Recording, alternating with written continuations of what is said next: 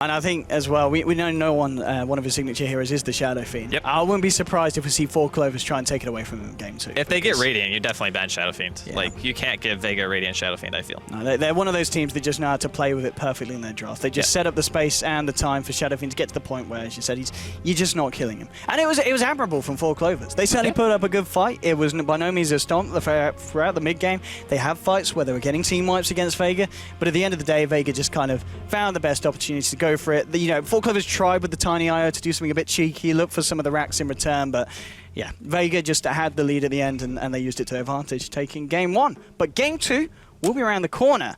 And if that one's anything to go by, 4 Clovers, if they can find that opening or that little kind of extra team fight win, I think they can take a game against Vega. Yeah, I agree. I think they can. I think this game they had a cool idea with Nico of Venomancer. You know, they were going to use the blink in kind of bomb with the Poison Nova thing, but Pasha was so on point with his freaking Orchids, man. Every single time, it's just like Orchid, Orchid, Orchid. He never got a good Poison Nova after like, what, the 25-minute mark? There was about 2 or 3 good Poison Novas, but other than that, it was just every fight, he was just soloed off by even Mag with just a hook shot. Anything that they had, they realized, you kill that one hero before he gets the Poison Nova off, and you're essentially just fighting every fight 5v4. Yeah. It's as simple as that. But anyway, ladies and gentlemen, don't go anywhere. We are going to have a quick ad break and then over to the panel for some analysis, and then we'll be back with game 2 between Vega Squadron and 4 Clovers and a Leprechaun.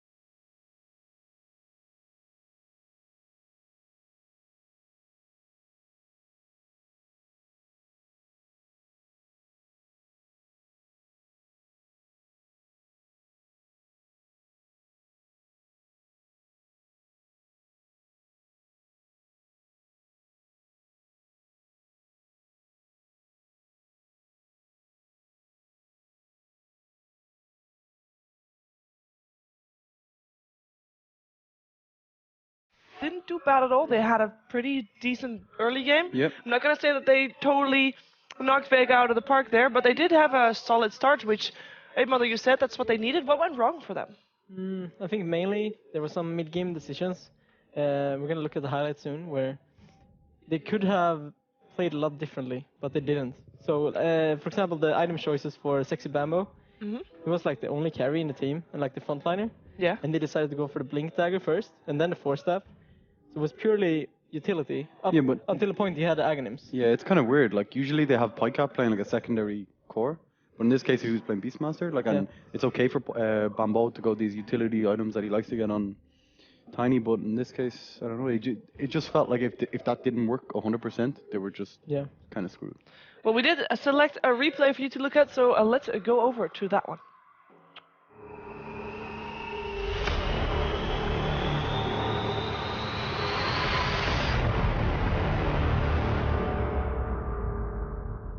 We're starting at 12 to 13 minutes into the game, and we can see what happened. Okay, so if we just like actually leave a pause for a second. Before this, 4Clovers were looking super strong. They were roaming around the map using IO really well. Yeah. They were like getting lots of solo I mean, pickoffs. Tiny had a 7-minute blink. Yeah, they were playing amazingly. But Yeah. the key things to know are this is just when they finished Mechanism on the Shadow Fiend, Okay. and the Dazzle.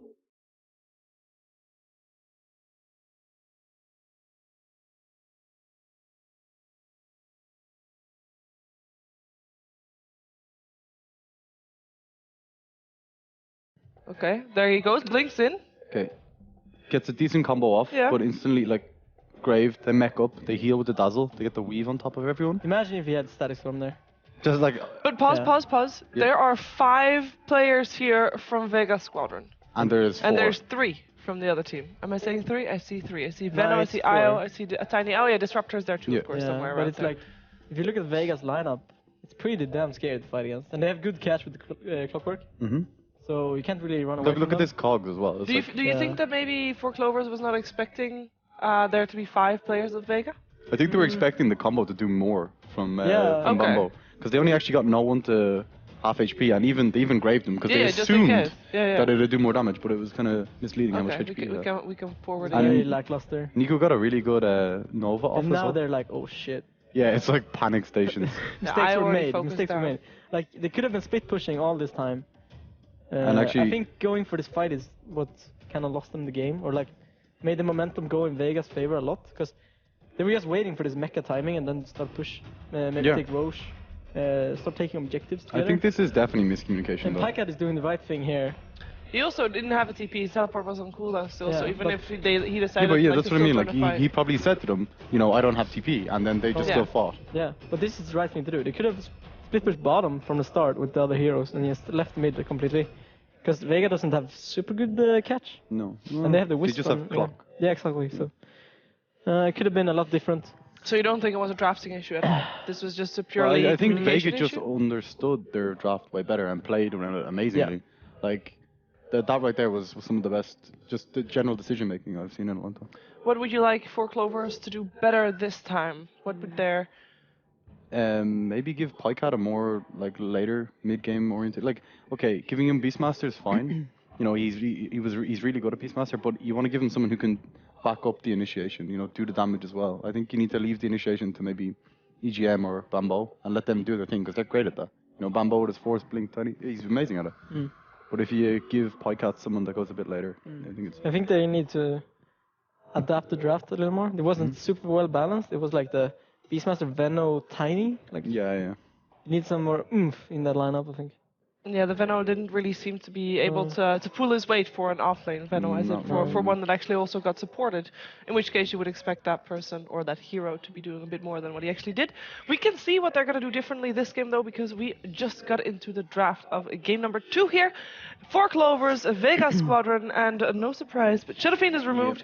I'm going to expect Doom to also be seeing knocked out. I think they just play around the Shadow Fiend too well. Like, No one Shadow Fiend. yeah, they stacked for him so much. He Yeah. had amazing, like even against a dual lane, he played He's a really good SF for sure. definitely. And it seems And both they're teams are content with Vega Squadron favoring Radiant side over first pick, and 4Clovers favoring first pick over Radiant side. I think 4Clovers need their Queen of Pain. Okay, never mind. Dire team picks. No Queen of Pain. Yeah. Denied. I also banned by 4Clovers themselves, by the way. Darkseer still there though. Yeah, did we see Darkseer at all? Yes. Yeah, we saw him banned out He in the was first phase ban, ban. Yeah. I know Nico likes the hero. We saw Brood and Darkseer banned out first phase last game. And there we go. Slaughter. Slaughter. So which player is gonna play the Slardar? It seems like Bambo's hero. Yep. Like if he plays it similar yeah, I to how he guess played Tiny, it's Because Secret does midi work on the offlane, and Yeah. it kind of fits that role with the the Earthshaker offlane. yeah, It's kind of the same thing. style. Yeah. We've actually also seen quite a few Slardars combined with the Tiny though. Especially, for example, against a Brood, who you then can get vision on Yeah. a toss on. So yeah, Vega's Brood is still here. Yeah, who they do like to pick in the first. Yeah, Slardar does phase. pretty okay versus Brood 1v1. I know I've seen Misery do well against Brood anyway. Yeah, that's I'm Misery, not though. quite sure how he does it though, but It is one of those things that you just don't like, question. You don't question Yeah. it, and if you want to learn it, you have to study the replay. Yeah. Like it's not just a hero. Oh, this hero can counter it. No, Misery counters it. Okay. So you have to actually look at how he does it before you actually can understand it yourself. And unfortunately, I haven't done that. Yeah, you don't just win from the draft instantly. Yeah, exactly. Doesn't work like that. That's the point. Exactly that. 10 seconds. So Dazzle picked up as the first hero for Vega Squadron. I mean, you can't really go wrong with the hero. He did a lot of work, especially TA. if you're gonna have a lot of nuke coming out from for Clovers. You're gonna just stop that. They went for the TA. Well, I mentioned the TA. I would like to see no one on the TA a lot. I think definitely would say that he is one of the strongest one next Yeah, to the I Shadow agree. Fiend. I think though a hero like Windrunner is way more open against like high minus armor heroes. I think it's really good with Slardar as well, and I know Pycat is very good at the hero. So True. Maybe Axe. Axe, Chop through the grave. chop through the grave. 10 seconds remaining. With Slardar though. Why not? Okay. And a Mm. Tiny. You just toss both of them in. Both of them at the same time. Oh, That'll work. Darkseer. I like this. Surge, of course, make sure that you don't necessarily need to blink instantly. Can already help out a lot. And you've got your default mech carrier, which they kind of lacked previous game. Also instantly removes the refraction as well. Yes. In TA. Very strong pick. Yeah, it's actually amazing with Slardar. Just send them in. They ban at the Earthshaker. Dire team ban. Yeah, and Brute still removed as well. And Darkseer also opens up a lot more cores as well that you usually don't see. You know, like all of a sudden support Night Stalker is like way more effective. Against Darkseer? No, with Darkseer combined Oh, with him. yeah. Or 10 seconds Spirit Breaker. even. Yeah, exactly. Like Pretty any strong. sort of like gap closing. Even Treant. 5 seconds remaining. I would really like to see, what's his face? Winter Wyvern. What's his face? It's actually a woman. what's her But face? whatever. Oh, God. Yeah. Because obviously you've got, first of all, if you want to, the heroes you just mentioned that would really suit the Darkseer combination well are all melee heroes. Yeah. So Winter Wyvern is one of those heroes that is very good against all those melee heroes, and you don't want that on the side of Vega Squadron, so you pick the Winter Wyvern first, and then you pick the other core afterwards. And They they banned ban it. it. Never mind. Okay, never mind. No, the combination with Darkseer and Slardar though. It's insane. It's kind of just scary. Yeah. Yeah. Like it's one of them combinations that can just win you the game. You know, you can be really far behind and something like that. Can, What is a poor man's Winter Wyvern? Is that a Jakiro? Axe, Jakiro, Sand King, like that kind of stuff? Sand King. I think Treant is super good. 10 I agree, seconds it's actually- remaining. The But then they Vision have game. 3 melee heroes, I don't know. Could work. 5 seconds But like the remaining. combo with Wall and Treant ulti is super good. Yeah, Mhm. it is. If you get to that Reserve point. time. Yeah, you have to first get to that point. You Yeah. get through the laning stage again. Yeah, you can't spec ulti level 1, it doesn't work like that. I think they need like Shadow Demon could work really well for Vega. I think. So it's really Oh, good yeah, against the Darkseer. combo. They got the combo with the Dazzle. Then It's very good if and you Slardar can blinks on someone. just save the person you jump on. Exactly. Yeah. What do you think the bans of Four Clovers and Leprechaun say about what they might want to pick? Or are these just saying, I don't want Mag to play this, I don't want Mag to play that? Is it basically that? Or do they actually have... Do you feel like they have a plan in mind now that these two are banned out? I think when you ban someone like Beastmaster and you just don't want to deal with the and Broodmother, you just don't want to deal with the hero itself. There's no, it's not like, well, Beastmaster's pretty good against Slardar. You know, you have the vision with the Hawk to see his initiation, but Mhm. they're not direct. I think it's counters. mainly because they want to put the Slaughter on the safe lane. Mm. And it's not that strong at lane. So Beastmaster Brood could really Yeah, challenge just the deal lane. with it. And Yeah. It's kind of the same for Vega. Like they just don't want to deal with the Winter Wyvern, Darkseer, the Earthshaker. And Darkseer. Four Clovers is kind of looking at the dual 10 dual seconds lanes right now. remaining. Couldn't Clockwork still really control the lane for 5 the against the seconds Slardar? remaining. We saw Clockwork Mm. from Mag previous game. He's strong, but he doesn't snowball like a Brood or Reserve Beastmaster time. does. Okay. So This solo. he's less scary than any of the other. If you have to choose. But yeah, I mean, so. you're gonna be going up against one hero. can choose. I think Lina Poison. against Tusk in general is just so good. Yeah, I like that a lot. Yeah. The Just, extra nuke damage as well. yeah, having a large amount of burst. Because they were kind of lacking magical damage, but now like Lina just kind of does it all. Actually. That's why they banned the Winter Wyvern, because they only had like physical damage. So last game we saw the Ancient Deprivation banned out in the second phase on the side of Vega Squadron. If you're going for a Tusk and you have like a vacuum AA ulti and you stop the Dazzle Heal from that, is that something that we might be able to see here from 4 Clovers? Is that their type of hero? Turn to ban. I'm not sure that is the hero you want here. I would go for something with a disable, or that's they can set up for the other heroes right now. Maybe even Disruptor 10 seconds remaining. or Rubik for Clovers. Dire team back. Disruptor. Well, they got their cores. I don't think know, I Rubik thi- is pretty Or good do you as well. feel like that Tusk is going to be a support? I think Tusk is definitely a support with Dark I think Seer. Rubik is really good for 4 Clovers. You can just own Clockwork in lane. It's Slaughter. 10 seconds You just lift them out. And whenever he cogs, Mhm. you just own him. Yeah, it's actually very powerful. And you have the 5 like 2 seconds stuns on remaining. Slaughter in the chase, so he's probably gonna die. Oh yeah, actually, my counting Vega sucks. squadrons But yeah, turn Slardar, to Darkseer, Razor are going to be their core, so they didn't need one extra support. Ember made it to the final ban.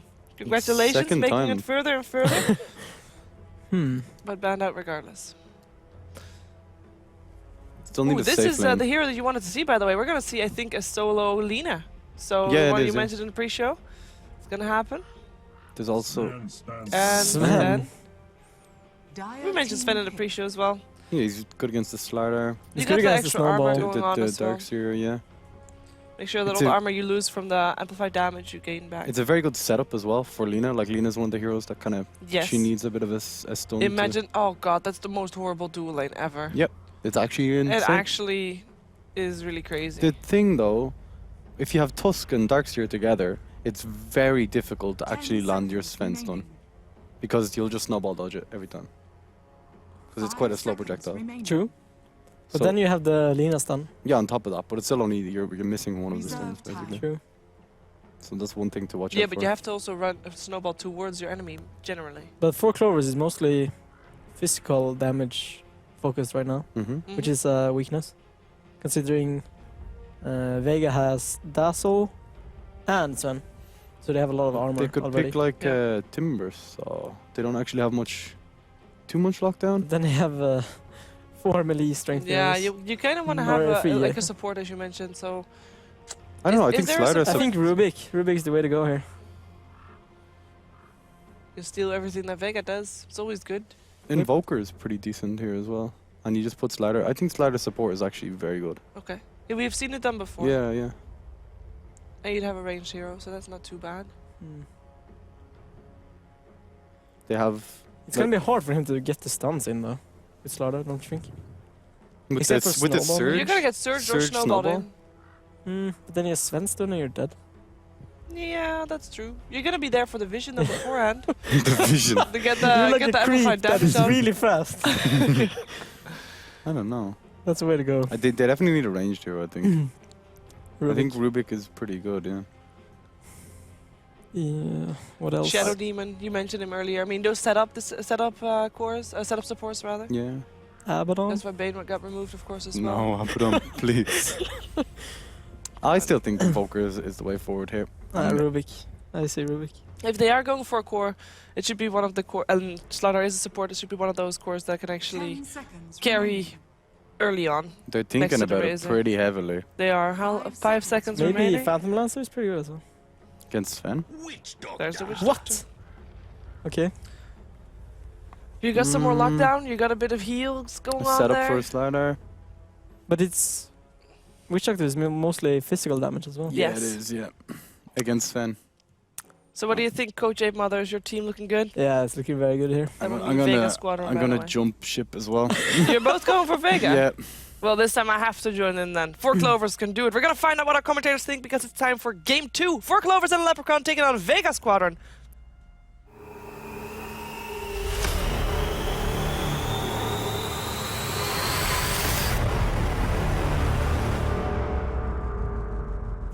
Hello ladies and gentlemen, welcome back to the Casting Desk with myself, ODPixel, and of course Draskell. We're ready to get ourselves in the game of Vega Squadron versus 4Clovers, so let's do exactly that. And there we go, Andy! We're seeing a lot of pretty fun heroes coming out from both sides today in this match. A lot of wham bam, thank you ma'am, and I think we could be in for a good one this time. I kind of have to agree with the couch though. I really think that Vega got the better draft here. Like, Sven and Dazzle are so good against Witch Doctor. Even if you can't interrupt the Witch Doctor ward with like a hookshot, for example, you can just have like 50 armor, and then the Death Ward just, it does kitten damage. So I'm hoping that for 4C&L's sake, their laning phase goes pretty well. They did counterpick the TA with a Razor. Everyone knows that lane is... Clock! He's fine, he's okay. He's always known. Alright. Mag's got that spider sense. Okay, so 4Clovers not finding the aggression that they're hoping to find there with that smoke. Well, they were to find themselves the bottom lane. Looks like top will go to the Vega side. So, as you said, and as you were saying with the panel, draft-wise, Vega, but 4Clovers, how do they work around that? What's going to be the ideal game plan for the side of 4Clovers with their lineup? Well, from the looks of things, it is a core position Slardar, and I believe they can just rely on the fact that before TA gets BKB, Darkseer is a fairly good counter to it. You also have Amplify damage on top of it. So they have methods of killing the TA. It's just like, late game, BKB is going to come out. Then you don't really have a good way of breaking Refraction other than like maybe Death Ward. And then the TA is going to do a tremendous amount of damage. Even if you do counter no one in lane with a Razor, he's always going to be able to make his way back in from stacks, similarly to what a Shadow Fiend would do. But, I mean, I'm just hoping that 4C&L's laning phase goes really well. Because if it doesn't, I can very easily see Vega walking away with this game. Alrighty, well, we'll see if that's the case. I mean, in terms of kind of the lanes that we've got going on from both sides and how the matchups have ended up, do you think it's still Vega that are going to be happy with the kind of what they've got in the side lanes and the mid lane? Well, for now, I think it'll be all right. Yeah. The only concern really is Mag going to be pressured super hard down here? Can he still get some experience? Are they going to even try to go for a tower dive, for example? It's quite difficult to do against Clock. Okay, and top lane at the moment. Got Dazzle just trying to harass back Firecat as he's making himself the pulls through to the small camp. Light Strike Array is going to connect onto Niqua here and getting fairly low as well. 5 for 3 at the moment on the TA, 3 for 1 on Niqua's Razor. Bottom lane, he asked if they're going to dive it, and I mean, look at this aggression from Bambo and EGM, just walking around, chasing down Mag.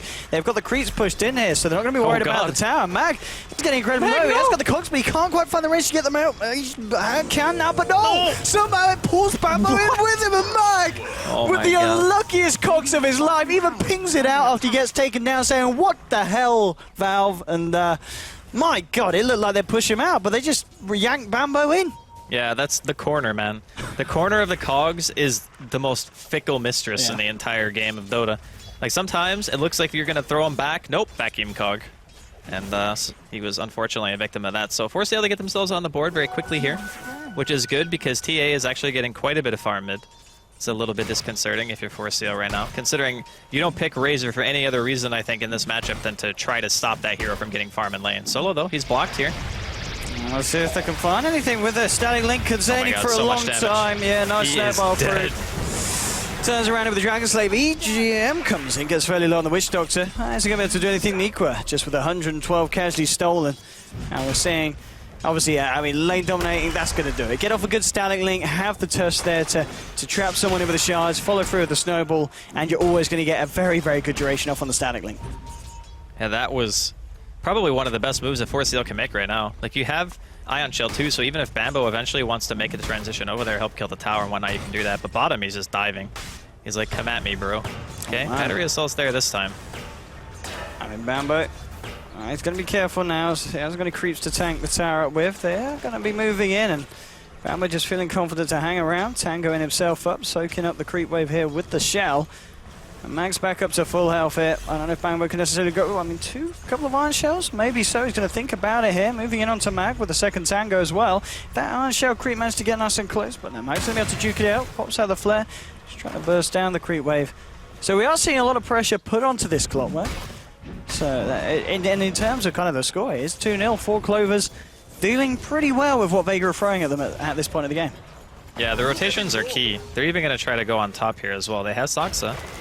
Let's see. Shards come out. It's going to block Dazzle away from making the easy route, but there's Pasha moving in with Solo as well. If they can find a stun, they are going to have the Wombo Light Strike to set it up. They'll follow through with a Stormhammer and they'll find Saxa on the tusk. So Vega get themselves a kill on the board and capitalize on off the back of what could have been a nice rotation there from the tusk.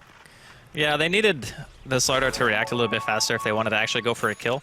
I'm not sure if that was miscommunication or what, because Pycat, I think, was pulling creeps off the tower at the same time that they were walking over there. So maybe not the best timing for that particular rotation, but all in all, like you were mentioning, the offlane is the big thing for 4C right now, because Bambo is like totally free farming Mag.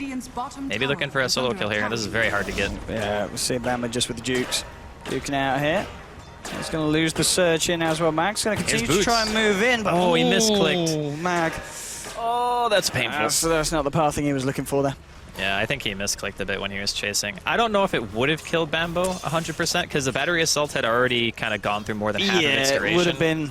It would have been close. Yeah, it would have been. Top lane at the moment, there's a lot of focus from the side of Vega with 3 heroes up here now. Solo's moved away from the mid lane, already got that good enough start, pretty much secured it for the TA, so TA's going to be fine, stacking up some Ancients here as well, no one. Just continue to keep that farm game up, and if there's anyone that's going to be able to do that, I'm going to know that no one is after his performance game 1 on that Shadow Fiend. This man's very efficient in terms of keeping the farm up and finding the favourable fights. That ward though. OP, blocking them Ancients.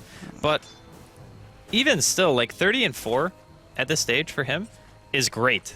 Like this is better than expected when you're going up against Razor. So I think having the Lina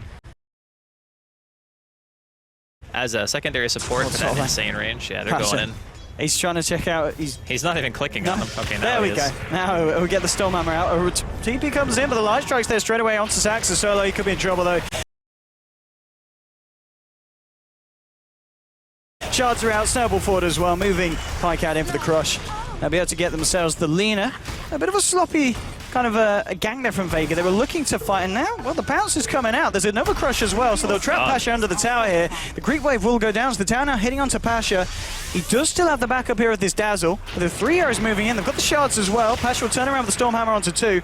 He has got to run. Looks like, no, the Snowball's going to come out in time. It will close in. He's got the Maledicts on it, but now there's the turnaround Light Strike array. They'll look for Saxa. They'll find Saxa. And they do get themselves a kill in return after losing Solo on the Lina up there. Didn't even have to use Grave. Stone Cold Killers, man. Just held on to it the entire time. Tower Deny also coming out here from Mag. That does mean the safe lane is already down, though.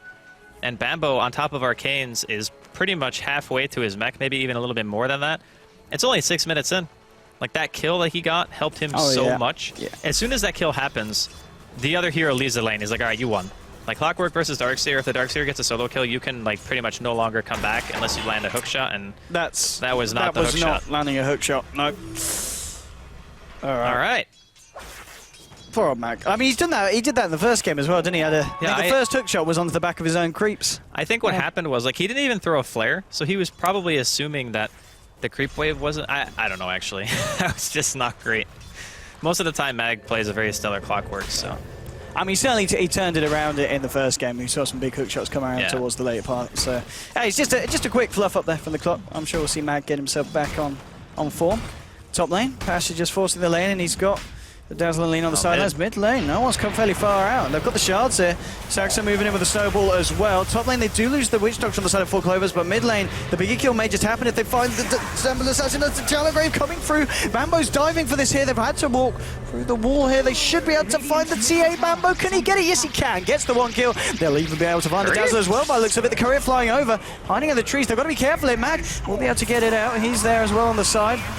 Plasma Field won't connect, but Saxa has got a Shards and a Snowball. Here's Shards. Can't quite get the damage through onto the Clockwork, so Mag's going to be okay, but Vega nonetheless losing 2 heroes there. I mean, where were the TPs? Well, like, 1 TP could have saved 2 people. If either, like, solo TPs, obviously didn't have any mana, but if Pasha was carrying a TP, that 1 TP would have scared them away from diving the tier 2, because as soon as they see that it's Sven, they know there's a stun, and diving under a tower into Stormbolt is not the play, or Stormhammer. You have to, like, stop the dive. I don't know why he didn't have any teleports. Yeah, I mean, at the same time, we've got to mention that, of course, Vega did get a kill on the top lane whilst it was all going on, so he was... Yeah, that's true. Maybe they just kill the prioritising that. But there was time after they killed the Witch Doctor maybe for a reaction to come through, and, well, 4 Clovers looking for more here. They'll find the Dazzle. looks like they don't want to feel too confident going into the high ground. The slow's there, and this time the hook shot connects. Mag straight onto Saxa. The snowball will come out, though. They may just be able to turn. Nico gets off a little bit of a static link. The snowball now in the middle of 4. Light Strike's going to miss, though. Body blocks are there from Dazzle. They will find the Tusk. So Vega get themselves a kill off the back of that. 4 Clover's not quite in a position to continue fighting in that sense. But still, I mean, 9 minutes in feels pretty much similar to the first game in the sense that it's very, very close between these two sides in the early game. The biggest difference is, in this game, 4C&L have the ability to deal physical damage through BKB carriers, but the problem for them this time around is going to be armor. Like, you have Battle Cry on the Sven or War Cry, and then you also have to fight into Weave on top of that. That's going to be the next thing that they're going to have to deal with. Nice TP here from Mag. Oh, that crush hit? My God. All right. That AoE. I mean, yeah, Mag just accepts his fate after that one. I think Pycat was wondering himself as well. He's like, I wonder if this will hit him. And Dude, the range there's is no actually reason to not massive. go for it. It's huge. That must have been just on the tip, though. Yeah. Around the cogs, yeah. I think Mag got hit by that, and then he just realizes. All right, Nico going ham at the same time in the mid lane. They may even look for more here. He's got the refraction up. No, one TP coming through for the Dazzle. So we'll see if Nico and Saxa can stick around for this one, but no, looks like the Dazzle is enough to hold them off and stop them from diving on the TA. But I mean, yeah, 7 for 4. 4 Clovers coming out slightly on top of the early game. But this is kind of, I always feel with 4 Clovers, this is the portion of the game that they're best at. Getting the chaos going early and coming out on top of these small pre-10-minute skirmishes. After that point, though, I feel that potentially is their weakness, especially going against a team like Vega. Well, Darkseer and Tusk are kind of really strong right now. Yeah. Of course, Darkseer continues to scale. He'll get his vac wall with Blink going, and then maybe eventually his Shivas. And of course, his team fight potential is always going to be good. But you have to keep in mind how strong Ion Shell is in a 10-minute game. Like 90 damage a second. Get If a you're couple of running- those out. Yeah, you put it on anyone. You surge in, you snowball in. Doesn't matter who. No, this would be a nice kill if they can find it. Let's see if they can. Maybe with Saxo. Throws out Stormhammer. Dazzle's there as well. I think this is going to be... Oh, no, there's sharp blocks there. They should be able to find Pasha here. He's so tanky. Ah, yes, he's now crush onto Dazzle as well. Make sure there's no for Shallow Grave coming out onto the Sven. Nicely done there by Pycat. They will be able to get the Dazzle out, but just being able to lock that Dazzle in place so he can't help Pasha on the Sven. Gets 4 Clovers another big kill. Yeah, it was very well played there from Saxa.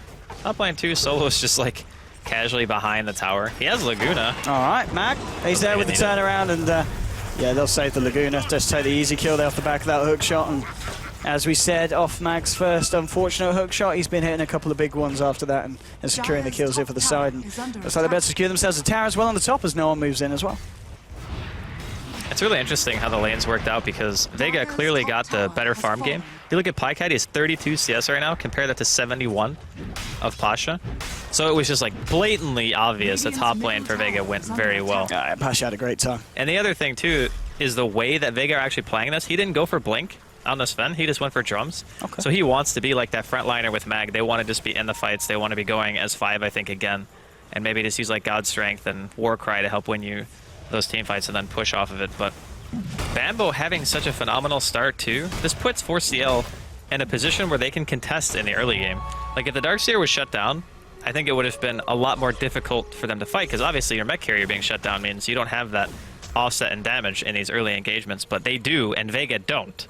So it's we need to get that hook shot on a really good target and get the kill, otherwise the team fight might not favor us right now.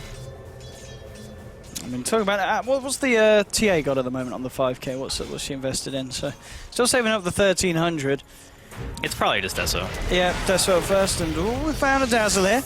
Yeah, it's got a Shallow Grave. He wants to buy time for the rest of his team to turn up. Mag did look for a hook shot shot onto Pycat, so they lose the Dazzle, but Vega finding the favoured trader as they take down the Slard up. There'll be the vacuum there to cancel that one. A bit of an over-optimistic TP attempt there from Mag. So they do lose, in fact, 2 in turn. So off the back of losing the Slardar, 4 Clovers still adamant in making sure the trade's worth it and taking down the Clockwork as well. I think they'll be happy with it. Yeah, it's a 2-for-1. Yeah. This is one of the few games where I feel like Slardar is still an okay pick, but it's very difficult to blink into these kind of teams when you don't have BKB, you know? Clockwork hooks you, and if there's any backup whatsoever as Slardar, you're just dead. No one on 4C&L, even with the mech popped there, it was a perfect example. That was just 2 heroes, and even a mech couldn't save him. So if Bambo can't save you, who are you looking to get you out of situations? I guess a snowball might. if you can actually get a target on it and roll through. But otherwise, he's going to need Blink, he's going to need BKB. It's just a lot of farm that he needs before he really feels like he's effective. And that's why typically when I see Slardar as a position 1, I don't like it as much. Like, I prefer a supporter offlane. Saxa. Radiant's middle I don't know if he can tower get is himself under out of this one. No, that's a no. Yeah, he did. He's a goner. Got a light? But if you think about it, the supporter offlane Slardar does the same thing as a core Slardar, but takes up less farm, pretty much. Because you kind of need, what, 4,000 gold for BKB pretty much, 2250 for the Blink Dagger. That's a lot of investment you need before you're really scary. Yes. I mean, back here. Yeah, they get the vacuum into the crush here. The stuns as well. The bash is holding him in place, but Pasha's still trying to walk it off. There's Lagoon onto EGM with the right clicks. No, they can't quite bring him down. They should be able to now. So they get EGM. At the same time, Pike, can he finish off Pasha? He can.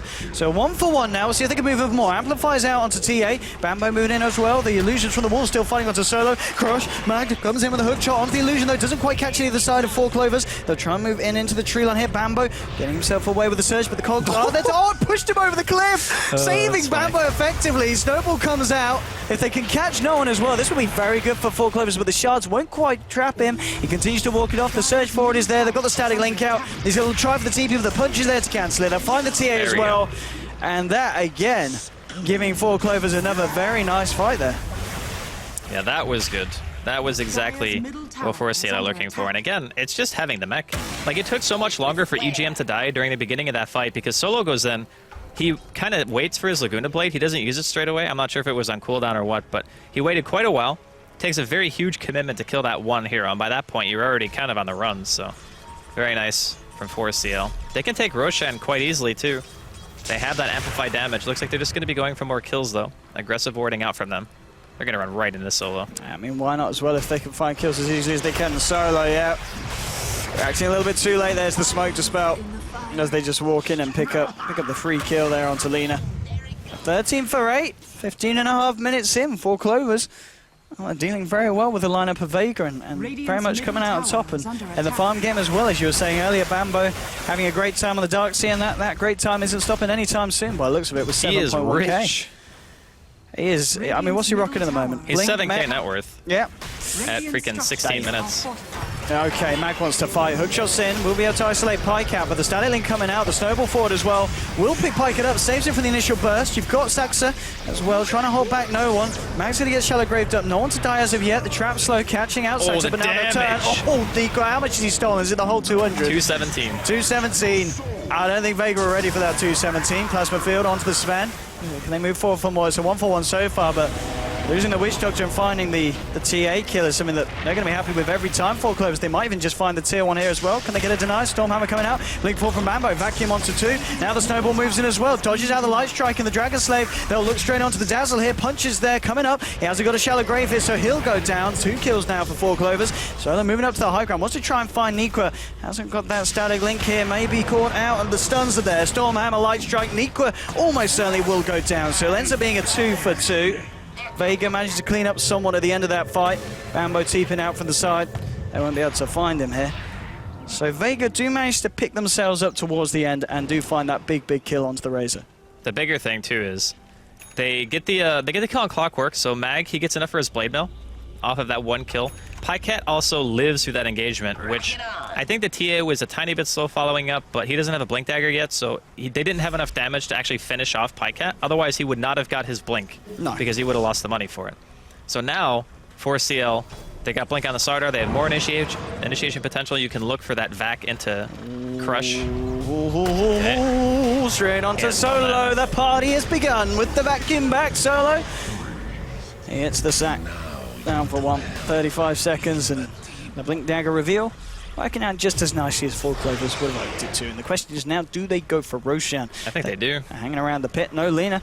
It is go time. At the same time, Vega, they certainly could do their best at fighting it. They've still got a bit of a wombo combo with the whole weave and just the fact that Sven could come in with a God Strength TA as well with a fair bit of damage on board. But I don't think they know. Okay, what they do now. It's too far, though. Like, it's a hard fight. It is a hard fight if they want to try for it. Nikwa is very tanky right now, like 1600 health. You got Mech on the Dark Seer. Vac Wall's going to be up if they want to engage into this. The hookshot's getting into range, but I think... this is really hard close. fight. Is he gonna go for it? Oh, he is! Oh, he got the kill! He got the kill! Oh, but Slardar still picks up the Aegis. It was pretty. Let's see if the side of Four Clovers can still come out top. They found the kill onto the Clockwork. No one as well trying to fight, but the Death Ward is down. Has he got the damage finally, GM? No, he hasn't. The Dragon Slave finally comes through. So they do get the Witch Doctor Pikeout with the bashes onto Pasha. Pasha goes down. So 3 for 2. They did take the Roshan here. Can they get anything more? They can't quite kill Niqua. No, the punch is there. Dazzle comes in with the final right click, and with the poison touch, they will get the kill in return. This could be a bit of a team wipe though. Saxa can clean this up. He's also got Pikeout moving back in. He's got a Shards here to hold him in position. Should buy time here for the Slardar to get in range for the blink, and there we have it. Straight through. Grave comes out. At the end of the day, it's not going to matter here, and they do find an effective team wipe against the side of Vega. It was a very nice hook shot taking the kill, but the fact that Slardar was still able to pick up the Aegis and get away with wiping the side of Vega means that Four Clovers, again and again, this time, this game, game 2, things are certainly looking up to the latter portion of the mid-game. 20 minutes in coming up. Man, if Mag got the Aegis on top of the kill, that would have been... It would have been a different... the play. I mean, at the same time, though, Four Clovers would have probably done as well, because the Aegis wasn't even popped on the Slardar. Pikeout's still holding on to it. But it would have maybe been a closer fight if they had the Clockwork around for kind of round 2. Oh, for sure. Yeah. I mean, the biggest thing that you already mentioned is Pikeout didn't get the Aegis popped at all. So in a good fight for Vega, even if they don't get the Roshan, the Aegis themselves, if they take it off of the hero who picks it up, you can still look to that and be like, all right, we got the Aegis away, which means that the next fight is going to be on equal terms, more or less. We know that when our team starts getting BKBs, we kind of have a really strong power spike where 4CL, they don't have a tremendous amount of damage outside of Magical right now, unless Razor gets a really good link. Like, that's what you're looking for, right? You get an amp on somebody with a link, that's how you deal your physical DPS. You're still fighting into Max Warcry, you're still fighting into Weave. So Vega, I think, get a little bit more potent at that stage in the game, but it hasn't hit yet. Like, they need more time. Oh, so low. Nice, he's gonna walk it off, dude. He's fine. I don't know. It's okay. Okay. No more words now, just dreams dreams fairly on. far out, so maybe... No, he's coming back. Okay, he's going... Oh, he avoids it. He almost has Eels, actually.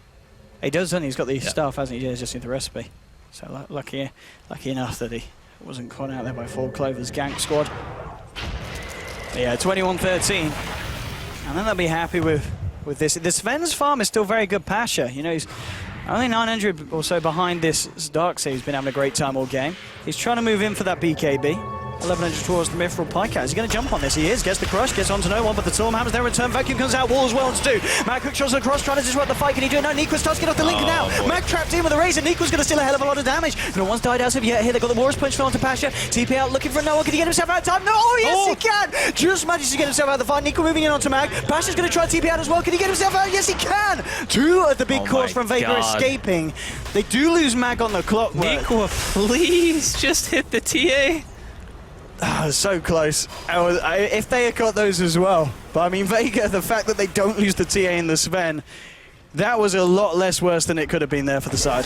Honestly, if they lost those two heroes there, I'd say this game was going to be getting completely out of hand in favor of 4CL at this point.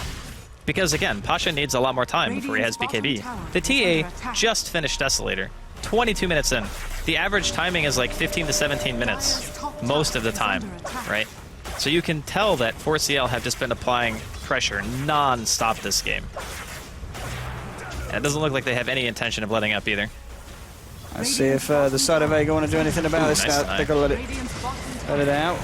Uh-oh. He's going to be the focus here. Stormhammer comes back out in return onto Bambo. But now there's your link. That got... Why did that break? The link? Yeah. I swear he was there vacuuming and that looked really weird. Never mind. Stormhammer onto 2 here. Coming through the cleave damage. Pasha trying to go. Maledict comes out onto the Sven. They've got the damage to turn. I don't think they have. They're just going to back up a Mag. He's not wanting this fight to end yet. Hook straight onto Niqua. Somehow, nice shards. The shards pushing out his own team of the Cogs. This save from the Tusk. Maybe not intentional, maybe so, but Saxa does save Niqua. Niqua will start to move back in with the link onto Pasha. They've got the punch on the sidelines onto Mag. They'll burst down the Clockwork. Laguna comes out in return. They just can't kill Niqua now with no one moving in. Maybe they can finish with the Razor trying to hide up in the tree line. Can he do it in time? No, they'll lose Niqua. Saxa might go down as well. Fight that. From no one. Oh, there's the Bambo and Pike out with the crush just in time. Stopping the TA, get that final hit onto Saxa. And it's a 4 for 2 at the end of that one as well. Dude, those ice shards, come on, that was fucking sick. I mean, pushing his teammate out of the cogs. It was very pretty, very fancy. That was really nice. And it was definitely intentional. Like, Yeah. you don't throw ice shards in a cog like that without the intent of pushing your team It could have been a out of it. panic shard. It's like, oh, go. Yeah, maybe. Chuck the ice at him. Maybe he thought that the Clockwork was going to die faster than the Razor, because the Clockwork had Blade Mail on, and Nico didn't want to hit him at that stage, right? Because if you hit him, you just die. So maybe that was what happened. But either way, ended up working out really well for the side of 4C&L. They still hold a pretty firm map control lead. Like, not a huge golden experience lead, but No. they have control of the map for now. Still got to emphasize the importance of BKBs on Vega. This Sven. Hello. He's very tanky. He's got a lot of the old HP to play with. Vacuum onto 2. Cat with the double crush. Death Ward comes out. The ice shards are there. No escape for the Sven. And another very nice bit of play there from 4 Clovers. And Vega, now with the Sven on the sideline for 50 seconds. No buyback as well. That was a big pick off for Vega for 4 Clovers to find. Ever since Pycat got his Blink Dagger, he has just been on point. Like, very aggressive, finding the openings for his team every single time, realizing that there's not much danger for him if the entire team is behind him and ready to follow it up. And the nice thing is he has multiple Blink Daggers on his team. The Tusk can just snowball in. I think he's also going for Blink because he saved up 2,050 gold up until this point. Nico is just really fast, so he can just walk in. It's just nice when you have a team that can always follow up your initiation by either having their own blinks or just being very quick. So with that in mind, yeah, there's another Blink Dagger. Every time they initiate, it's like they have a failsafe mechanism now with the snowball. Just in case somebody gets hooked, you can always have Saksa blink inside of the cogs and snowball the person out. Absolutely. That's also a play. Oh, Like, so Tusk big. is so good against Clockwork. I mean, at this point as well, Vega, what is their plan? I mean, with their lineup, how do they deal with this? They have to kind of wait for 4 Clovers to come up to them? Because I kind of think in terms of high ground defense, dealing with 4 Clovers, I don't know if it's that impressive from the draft of Vega when 4 Clovers have this advantage 25 minutes in. They got some spam. Like, they have Lina, they have Flare they can toss out. Shadow Wave is decent for killing the Creep Wave too. I think they can delay the game for a while. The question is, are they going to be able to contest the next Roshan? Because if 4C&L get that again, Pycat finishes up his BKB, he's not that far off right now, then you're going to start having some serious issues, because then Clockwork is a non-factor against the Slardar. And that's one of the biggest things about picking Slardar into Clock, is that for the first maybe 20 minutes of the game, the Clockwork is a huge threat for you, because if you get hooked, you actually can't hit him as long as he has Blade Mail. But then you get BKB and you're like, I don't care if you hook me, whatever. I'll just BKB. It's not a problem. So it is very concerning for Vega right now. They would like to try to take, I think, maybe a smoke is the answer here. Look for a pick, and then try to secure the next Roshan. They do get the tier 1 bottom, though. Bambo's trying to move in. He has got Pycat coming in as well, but no one's there on the sidelines. This could be a risky fight for 4 Clovers to take, as no one's going to be there with the turn. They'll jump in still onto the Sven.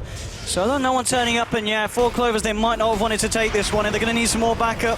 Pycat is taking a heavy bit of damage with the Laguna Blade. They'll burst down the Slardar. They might be able to find Bambo here as well. This could be 2 big kills here if they can get it. The slow coming off the trap, but now EGM's turned up with the backup. Sacha and Nequid, they're ready to turn. Stormhammer onto 3. Double kill from Solo as he finishes off 4 with the Dragon Slave. They will find Pasha in return. But look at this damage here for the TA. Oh my goodness, the Static League has come out, but they've still got Solo, and they've still got Methax here as well on the Dazzle.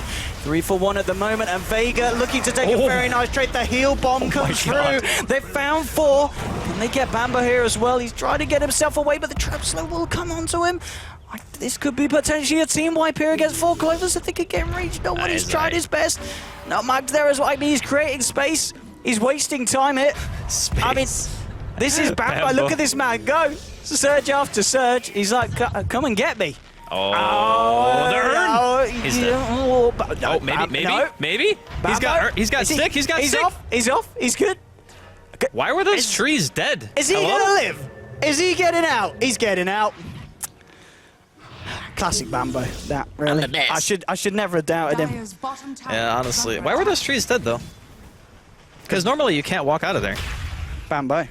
A Bambo But plays. didn't a light He strike actually come he bought a quelling blade. Did he just vacuum the trees? No, because look at how the trees are dead. If it was a vacuum, the whole area would be dead. There's only like 3 trees that are not alive. That was really weird. Someone on the side of Vega didn't 4-staff him accidentally, did they? No. Oh yeah, Clock 4-staff through them. That's what happened. Thank you, Shiver. There we go. Well, nonetheless, though, it still wasn't great for 4 Clovers. They lost 4 heroes. Vega, I think they lost 1. They lost the Sven at the start. So that was the kind of fight that Vega needs to look for. Oh, Pycat. Hello. No. Bottom as well. They're looking for solo. Oh. Hey. Yeah. There we go. Goodbye. That's the Lina. Straight to the moon. He has Aghanims, man. Holy crap. It's not bad. 28 minutes in for this boy. Support Lina. They always play it this way, though. Like, they give I Solo a lot of room. Yeah, we've seen Solo do this before on the Lina, doesn't he? He always gets really good timing on the big items, even as a support. Yeah. Is this Roche time? I mean, this game is still pretty damn close, like, all things considered. It really is. There's an 11 kill lead for 4C&L right now. The Roshan is obviously going to be big, too. But I think Vega have a lot of fight left in them. Like, that TA is also very close to BKB. Pasha has his. So the next fight, even with 2 lives on one of your cores, I don't think it's going to be that easy to take on Vega. Oh, they're not going to be able to contest this by the looks of it. I'll get away with that one for Clovers. Aegis now onto Nikwa. Well, let's see if they decide to press down late. Oh, he's going to complete a BKB now here on the Razor. Mag on the side with an Invis rune, see if he can set something up, but there's no towers in the mid lane for Vega to TP to. Hasn't really got that backup that he needs. I mean, in terms of going for a solo kill as well, it's going to be very hard as this clock. Top lane, they're actually making a beeline here for the Sven. Pasha, you need to get out, man. He has got the clock. Mag's going to reveal himself. Maybe this is just a come and get me, don't get the Sven. It is. I think Pasha was fine. You think? Yeah, because they went the wrong way because of the ward. Oh, are they going to get more here for Clovers? Dazzle. Yeah, they should be able to find this nice lane ward here from the side of 4 Clovers. So Dazzle thinks he's like, aha, they'll never know I'm here. I'm afraid they do. And they will be able to get Dazzle as well. He gets the weave out onto a couple of them. Buys some time.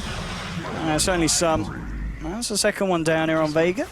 So 4 Clovers still coming very much out on top of these fights. You've got Solo trying to push in this mid lane. He's fairly deep here as well. He's just always doing this.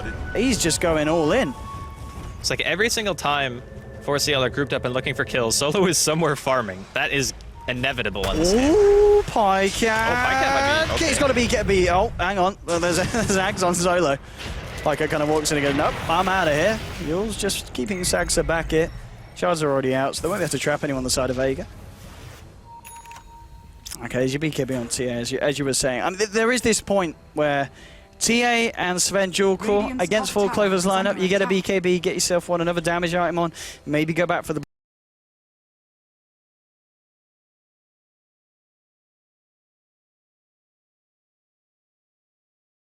blink on TA. Vega still have a very, very scary team, but talking about team fight, Witch Doctor has got his Aghanims now as well, and we've already seen EGM hit off some big death wards, so this is something else that Vega had to be pretty careful about. They have got a fair bit, though, to disrupt the channeling, of course, and that's something that EGM's got to really bear in mind when he looks to get these death wards out in these fights. The Clockwork needs to find EGM. Yeah. Like, if he has Aghanims and no other items, like no Force Staff, no Glimmer Cape, anything like that, Mag has to be the one to find them in fights. I guess Pasha could do it as well, but you really want your Sven to go on something else besides the Witch Doctor. I don't really think you want to open up on the Witch Doctor unless you absolutely have to, so hopefully for Vega's sake they can stop that combo, because a Vac into a Crush with having the Aghanims up on Death Ward, that can just be the end of a fight right there. Because you're going to get walled, you're going to eat a Shivas, and you're going to eat Aghanims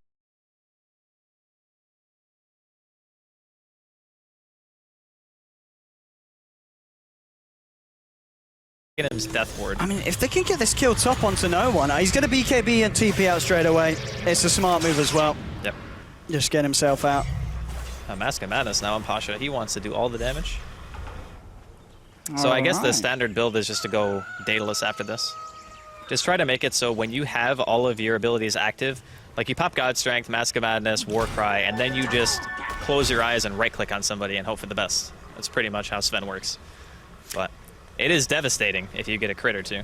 I mean, talking about the Sven and the TA being scarier the later it goes against the lineup of 4 Clovers. Pycat himself, it looks like he's building one to a Vlad's here on the slider. So this is what kind of indicating that 4 Clovers are very much like, we want to go now. We want to force the fights. We don't want to risk it to the point where the Sven gets a couple more items online or TA finds It's itself really good, though, because you're fighting into Weave first off. You're fighting into TA with Deso. And you know that both the cores of Vega are dealing primarily physical damage. So having that 5 armor aura, imagine it like a cheap AC. You know, you buy it because you want the armor. And it is cheap. It's not a bad price for what it does. Yeah, it's very, very effective. The only person that is kind of like the X factor right now for Vega is Solo, because he's getting close to level 16. He's going to have the level 3 Laguna Blade. You can do a significant chunk of the Slardar's health because he's not building health items anymore. Like, he only has BKB. He's going for the Sora, yeah. You eat a meld and, like, 1 or 2 auto attacks in a Laguna, you could just be dead, you know? If you have Sprint on especially, you just get wrecked, so. Looks like we got a DC here. Hopefully Nick will be rejoining us shortly. But it's still anyone's game. Like, in terms of overall team fight, it seems like the later the game goes, it's just who gets the better jump. Like, it really is. One good vac wall, one good death ward could end it. Yeah. Likewise, Vega could find a good hook shot and a pick onto an important hero. You know, your Sven lands like a 2 or 3 man stun, hits a few times with God Strength on. Like, it just depends on who gets the better jump. And I feel as well, it's a big part of the team fight is going to be the fact that 4 Clovers have a Darkseer and Vega don't. That vacuum into the combos is going to be huge. If you kind of put the Darkseer in Vega's lineup, maybe they're around like a vac into Stormhammer, Light Strike Array, but the fact that they have got this setup on 4 Clovers is just going to be the key point every time, because they've got so much to follow through that vac after it comes out from Bambo. And we know that Bambo's been playing absolutely top of his form at the moment. He's top of the net worth, 13Ks, been finding the initiations every single time. And in terms of what items has the Darkseer got now at this point? We picked up the Shiva's last, didn't he? Yeah, he's got completed Greaves. It's all about the Bambo Darkseer setting this up. If they get a good vacuum into any stun follow-up, whether it be Crush, just a snowball across them all, I see it being very hard for Vega to turn around the fights, unless they get the BKBs off in time. They've got to get those BKBs off at the start of these fights. Yeah, that is actually very, very important.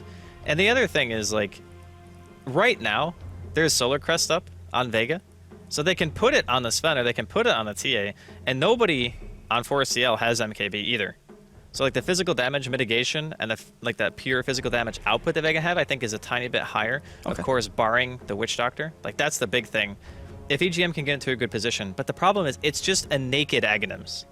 So if a flare comes out and Mag scouts you, right? It's like so many things can stop you on this team. You can get blinked on by the freaking Sven. You can get hookshot. You can get Yules. You can eat a Light Strike Array. Like, even just getting bursted down is possible with 1200 health and 4 armor when you're playing against TA with Deso and such. So still a lot of things to worry about here from both sides. I think with the utilization of the Razor having Aegis, I think you just run in and you just, like, you try to get a link off, you try to make them kind of group up on you, set up for Bambo to line a decent vac wall. Yeah. And then you can try to fight based off that.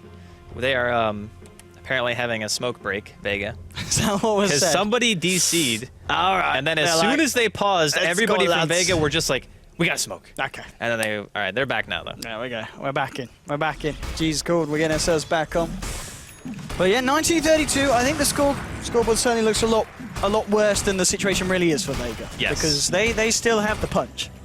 Absolutely. Or in this case, the hammer. The hammer. Yeah. The Sven hammer, man. Let's see if it's enough though. Because at this point, 4 Clovers. Well, Bambo.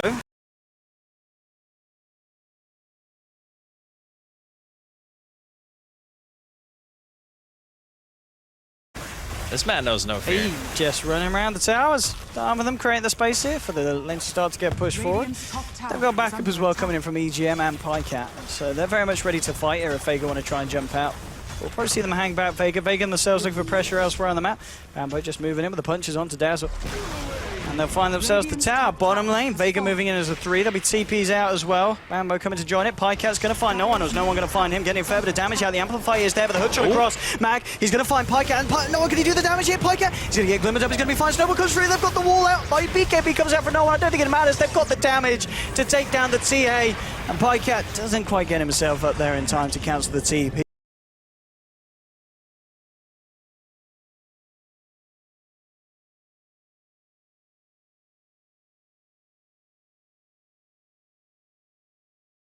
But nonetheless, taking down no one there on the Templar Assassin and 70 seconds down for.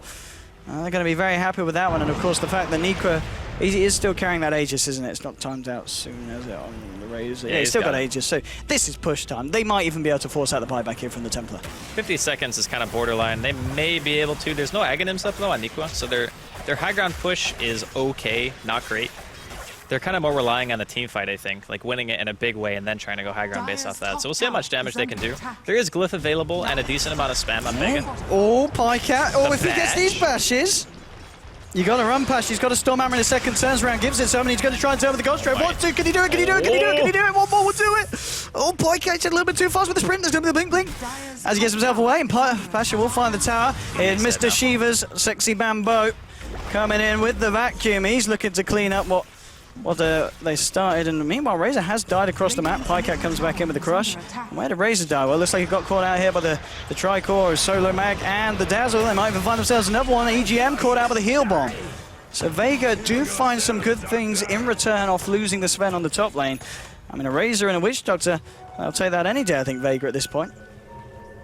Yeah, I think that losing the Sven is a minor thing. Like, he has the items that he needs. He just needs to make sure that he's in the fight, you know?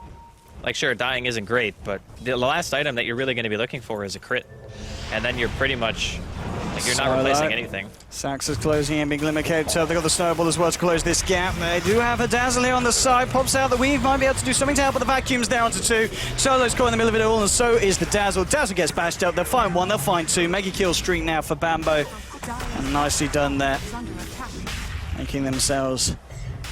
or just making their position evident above Vega at the moment. 2 more kills and nothing that Vega can do in return. And the gold's starting to rack up here on No One on his way towards his next item. And mid lane, Mag fairly far out here. There'll be a wraparound from Saxa. Bambo's closing in as well. He gets the cogs down here, but Mag could be in trouble. He's looking for the TP out. Have they got the vacuum? Yes, they have. Brings him over the cliff. Snowball's there with a punch to follow up. They'll take down the Clockwork. And yet again, another pick off here that 4Clovers are finding as Vega throwing around heroes on the bottom and the mid lane, and not to much success. It really is strange to me how Vega are staying so long. Like, every single time, like, Pasha was pushing the tier 2 alone. Like, Solo was down there bottom, botted in, was there with the Dazzle, got picked again. Then Mag is mid alone. Like, what is going on right now? Like, why are Vega just so far out of position all the time? And now they're going to be a man down if this defensive 4Clovers try and push. 30 seconds here without the Clockwork. They do have the Sven and the TA back up. And it looks like that's going to be enough to scare 4Clovers away here. Not quite feeling confident enough to stick around. I mean, the fact of the matter is, those picks can put 4CL ahead enough to win the game. And Vega need to always remember that. Like, your team is very strong in a 5 versus 5 scenario because you have Weave and Battle Cry, or War Cry, and you have good initiation and high burst damage, but you're not utilizing your team fight if you're just split and always dying. Like, I know Solo wants level 16, I understand.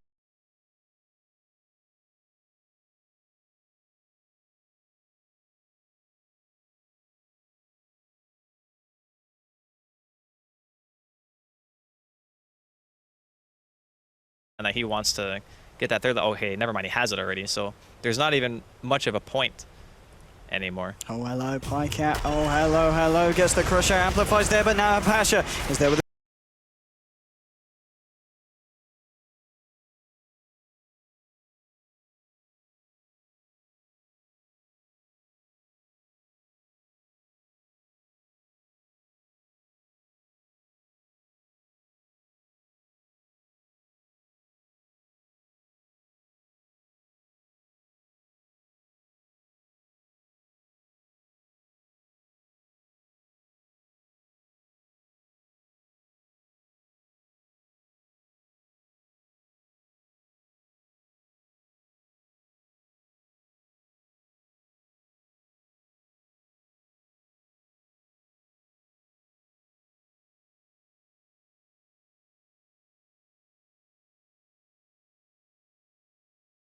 will be about this Roche attempt. I think Vega will definitely want to try and give it some, because they've got an MKP on TA.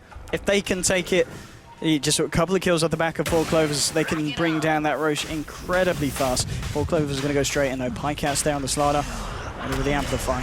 Are Vega going to be able to do anything about this? They don't have the Dazzle here for 2 seconds, and maybe that's enough. They are starting to move both Clock and TA towards it, but it's like they're just going to let it go here. They just don't feel confident fighting it with the fact that Dazzle's only just come back. Isn't going to be there for the fight. And quite a key component in terms of keeping the team alive. And yeah, 4Clovers will be able to take it. Aegis on the Slardar, and we are going to have Nikwa holding the cheese as well on this Razor. So we'll see if 4Clovers want to try and go for another attempt down the mid, try and break the base. And see what they can do off the back of these pretty key pickups. There's now an Ags on the clockwork. So we're going to see Mag throwing himself out from these high ground defenses, and indeed Bambo as well, closing in on what we'd imagine to be that Cypher Visor. Yeah, okay, he's got the so many items coming out for 4C&L soon. How do you fight it now if you're Vega? That's the problem. Like, you have to wait for the Aegis for sure, unless they're pushing into your base, and that's the one at a time you can fight. Also, I'm a little bit confused as to why no one opted to go for MKB. Is he just anticipating a Solar Crest? Because Soxa doesn't even have it yet, and there's no Butterfly.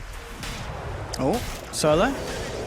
Oh, that Ghost Scepter's not going to have you against the Cask and the Plasma. And I think Lena may be dead.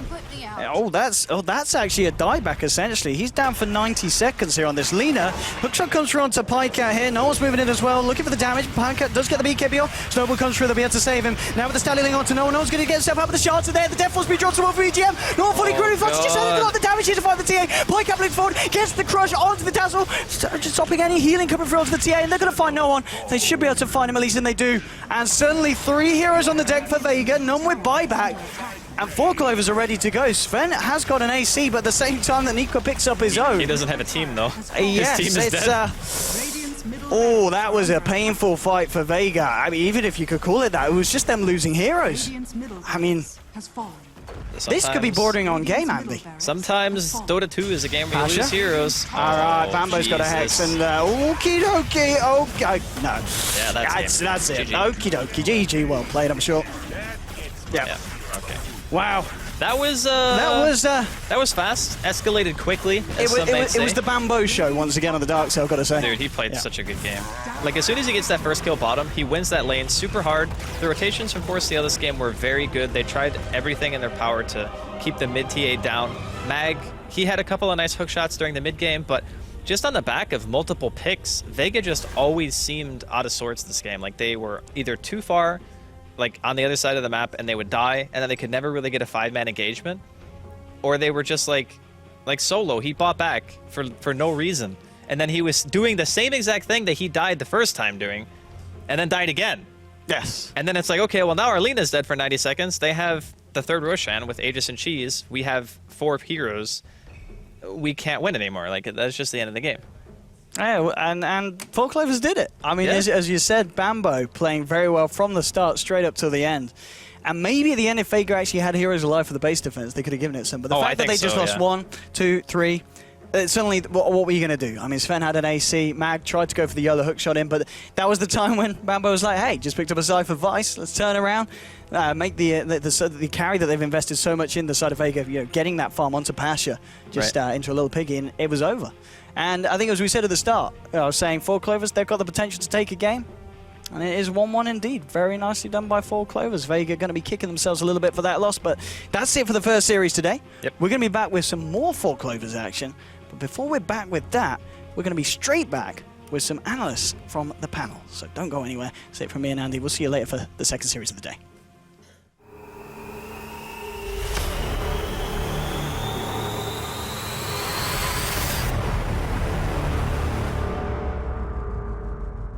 Yeah, welcome back. Thank you, Owen. It is the first time that 4 Clovers and Leprechaun beat Vega. Really? I think. Okay. That's amazing. Yes. This is pretty good. I mean, you were like super excited. I was like, what happened?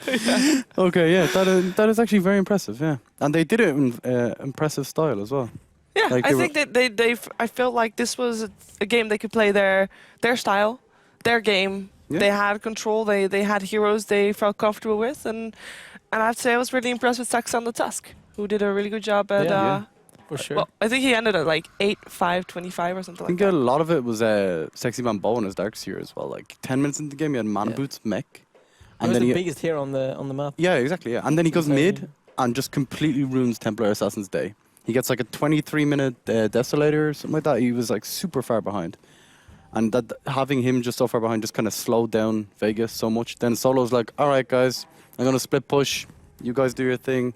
I don't know, there was a few times when maybe they overextended a bit much. But Yeah, because at some point you said, oh, well, Vega's still going to win. that's what I thought, yeah. I was looking at it. I was like, okay, the later the game goes, Vega are definitely going to win. And it was just, I guess, 1 or 2 tiny mistakes. was kind of a unwinnable game, in my opinion. For Vega. For Clovers. Yeah. Okay. Because the draft was really, really awkward. And considering... But Vega got picked off time and time again. Like, they didn't group up as 5 as they did in the previous game, where they had the Shadow Fiend with mechanism, and that made them group as 5, because they knew they had to group as 5 or they were going to lose. And it was kind of the same scenario in this game, but they just ran around dying. Even though they were so far behind, they had a great shot at winning. So. Yeah, I mean, I remember just right before the match, the couch was all in favor of Team Vega. Yeah. And I believed in 4 Clovers. Every It time. had nothing to do with the fact that you both went for Vega, and I felt like I had to be the devil's advocate. No, what they played this game really well. The Razor fitted in really well as well. Yeah. They had control in the early game. What could you think Vega have done? Like, where did they go wrong? What could they have done differently? When Solo bought back at the end of the game, like it was like 5 minutes before the team fight top, he thought he was going to go back in, didn't. And then just like he was their hope in the game, I think. With the Aghanims, it was the way to kill the Slardar, it was the way to stop their aggression. But when he died back, wasn't great. Yeah, but at the same time, we see in the end, as we talked about before, like Sven was split pushing bottom lane. Yeah. He was like 200 gold away from his Assault Curious, which was gonna be huge for the game. And like a team fight with AC, with the TA and everyone. And the Witch Doctor ulti, which did a lot in that last fight, wouldn't have done nearly as exactly, much. but it also amps up your damage. So it would have been huge. Instead they just die, he TPs back, he tries to defend, and he dies as well. So the game is just over from there. Do you feel like the Clockwork... No, normally when you have a Clockwork in a team, you have some range carry with it. And normally, like this time it was the Sven, of course, which, you know, there's a chance that the Sven is going to get, you know, a bit of a blocked by Clockwork. What do you think that was the case this game? Was there the synergy kind of lacking there? I think it pairs up really well with Lina in general. Like it's kind of like a range core. Yeah. And You're TA, like you saw in the last fight actually, the TA struggled to hit the Mel strike because of the cogs. So yeah, you're definitely right there. But it is really good against like Slardar, Tusk, that kind of stuff as well. Yeah, really. And Dogs here as well. Yeah, true. Really screws them over. And they had 3 melee cores, I think. Yeah. On 4 Clovers? Yeah. They had a lot of melee at least. So Clockwork is very Slardar, efficient. Tusk, Darkseer. But they kind of messed up because usually when you use Clockwork, you want to go behind the enemy and push them into your TA with the cogs. Okay. Well, we're actually having a replay for you. I believe it's about a Roche fight. So let's take a look at that one.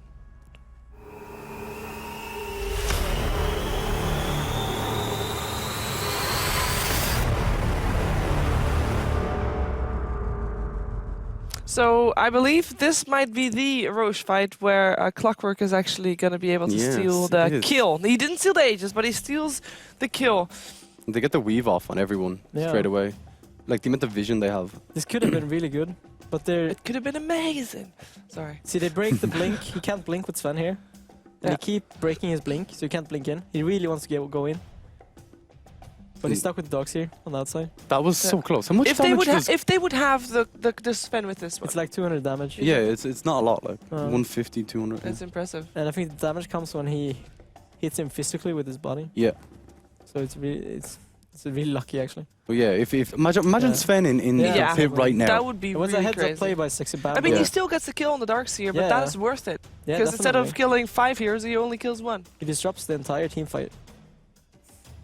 Yeah, it's huge. And at this point, I mean, the chase potential on the side of... me and Sheeper laughed at this actually. Just that right-click securing the urn. It could have been huge, but heads-up play from Sexy Bambo saved that fight for...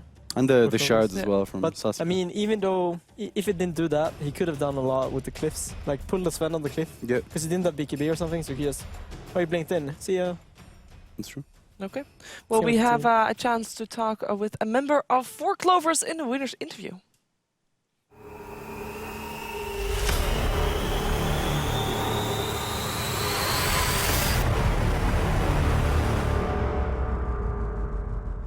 Hello, Nikwa.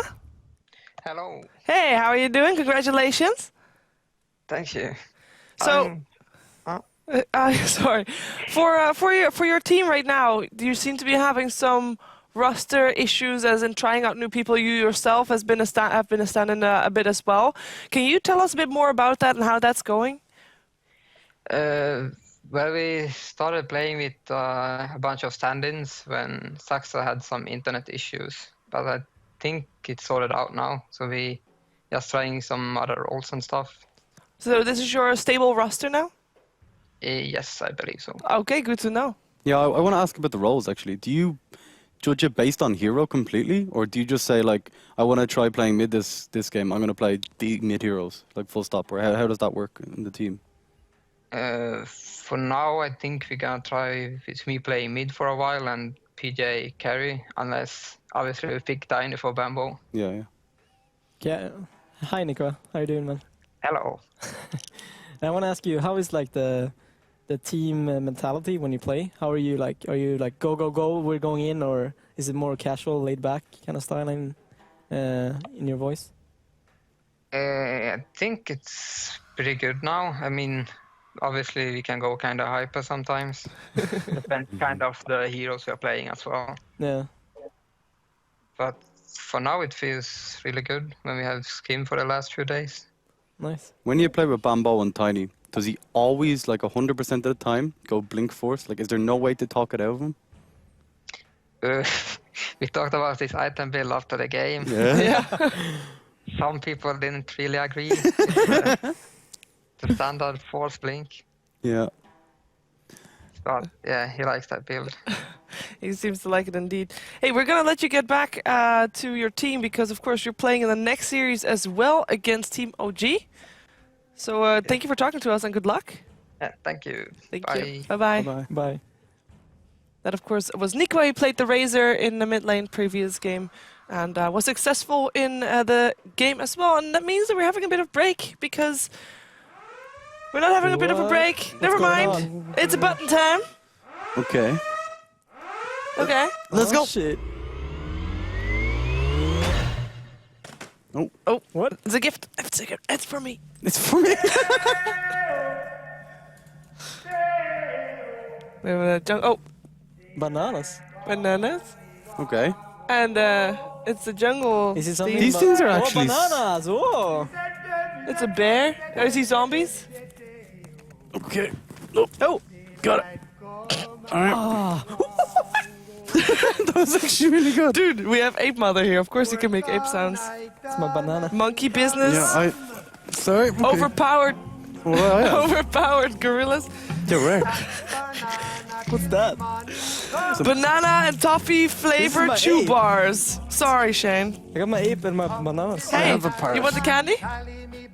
My parrot has a penis for I some can take reason. all of it. We got a banana skid, boys. Okay, try again.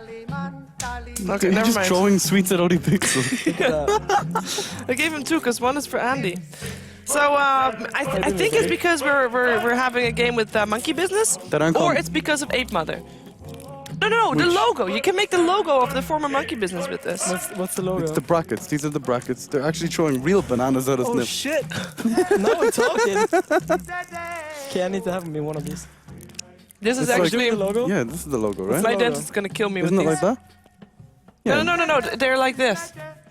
Like this? They're like this, but like they have a sun around his face. What are you talking about? No. Like the points point towards his face, and they go okay. around. I was doing the brackets with the bananas. What? Monkey business and brackets. No? No? No. Okay. Leave him be. Yeah, just leave him be. He can... Chill. This is a lot of candy, by the way. I think they ran out of candy in the studio. I was like, how can we get more candy in the studio? Genius. Let's use our red we just button throw budget. it on stage with the red button. And they threw the bananas because they're like, we can't just look like we only buy candy. Someone put effort in these though. But yeah, it's banana and toffee flavored chew bars, and they're actually fairly tasty if I would be able to chew them, because I can't, because if I would start chewing them, I wouldn't be able to talk to you guys. And I need to talk to you guys because we need to show the standings, because we just had our first series of the day and our first series of the last week of the Dream League League play. League play. League play is very difficult English when I'm thinking Okay, about 4 candy. clovers and a leprechaun, 5 and 3 now. Yes. Now they're still looking very good. I think. I mean, they're one of the teams that look best. In scenarios like this, I always look at the losses that a team has. Yeah. And see games played. Yeah, and games played. So I see how many losses they can maximum have. So we know that if you have more than 8 losses, you're going to be really sad, perhaps, because you're not going to be able to make it to DreamHack Winter. But if you have less than 8 losses, you're probably in a good spot. Right now, 4Clovers only has 3 losses. We're going to see what it looks like at the end of the day, because we're having a bit of a break before our last series, which is 4Clovers and a Leprechaun taking on Monkey Business, but now known as OG Gaming. So we'll be right back. OG.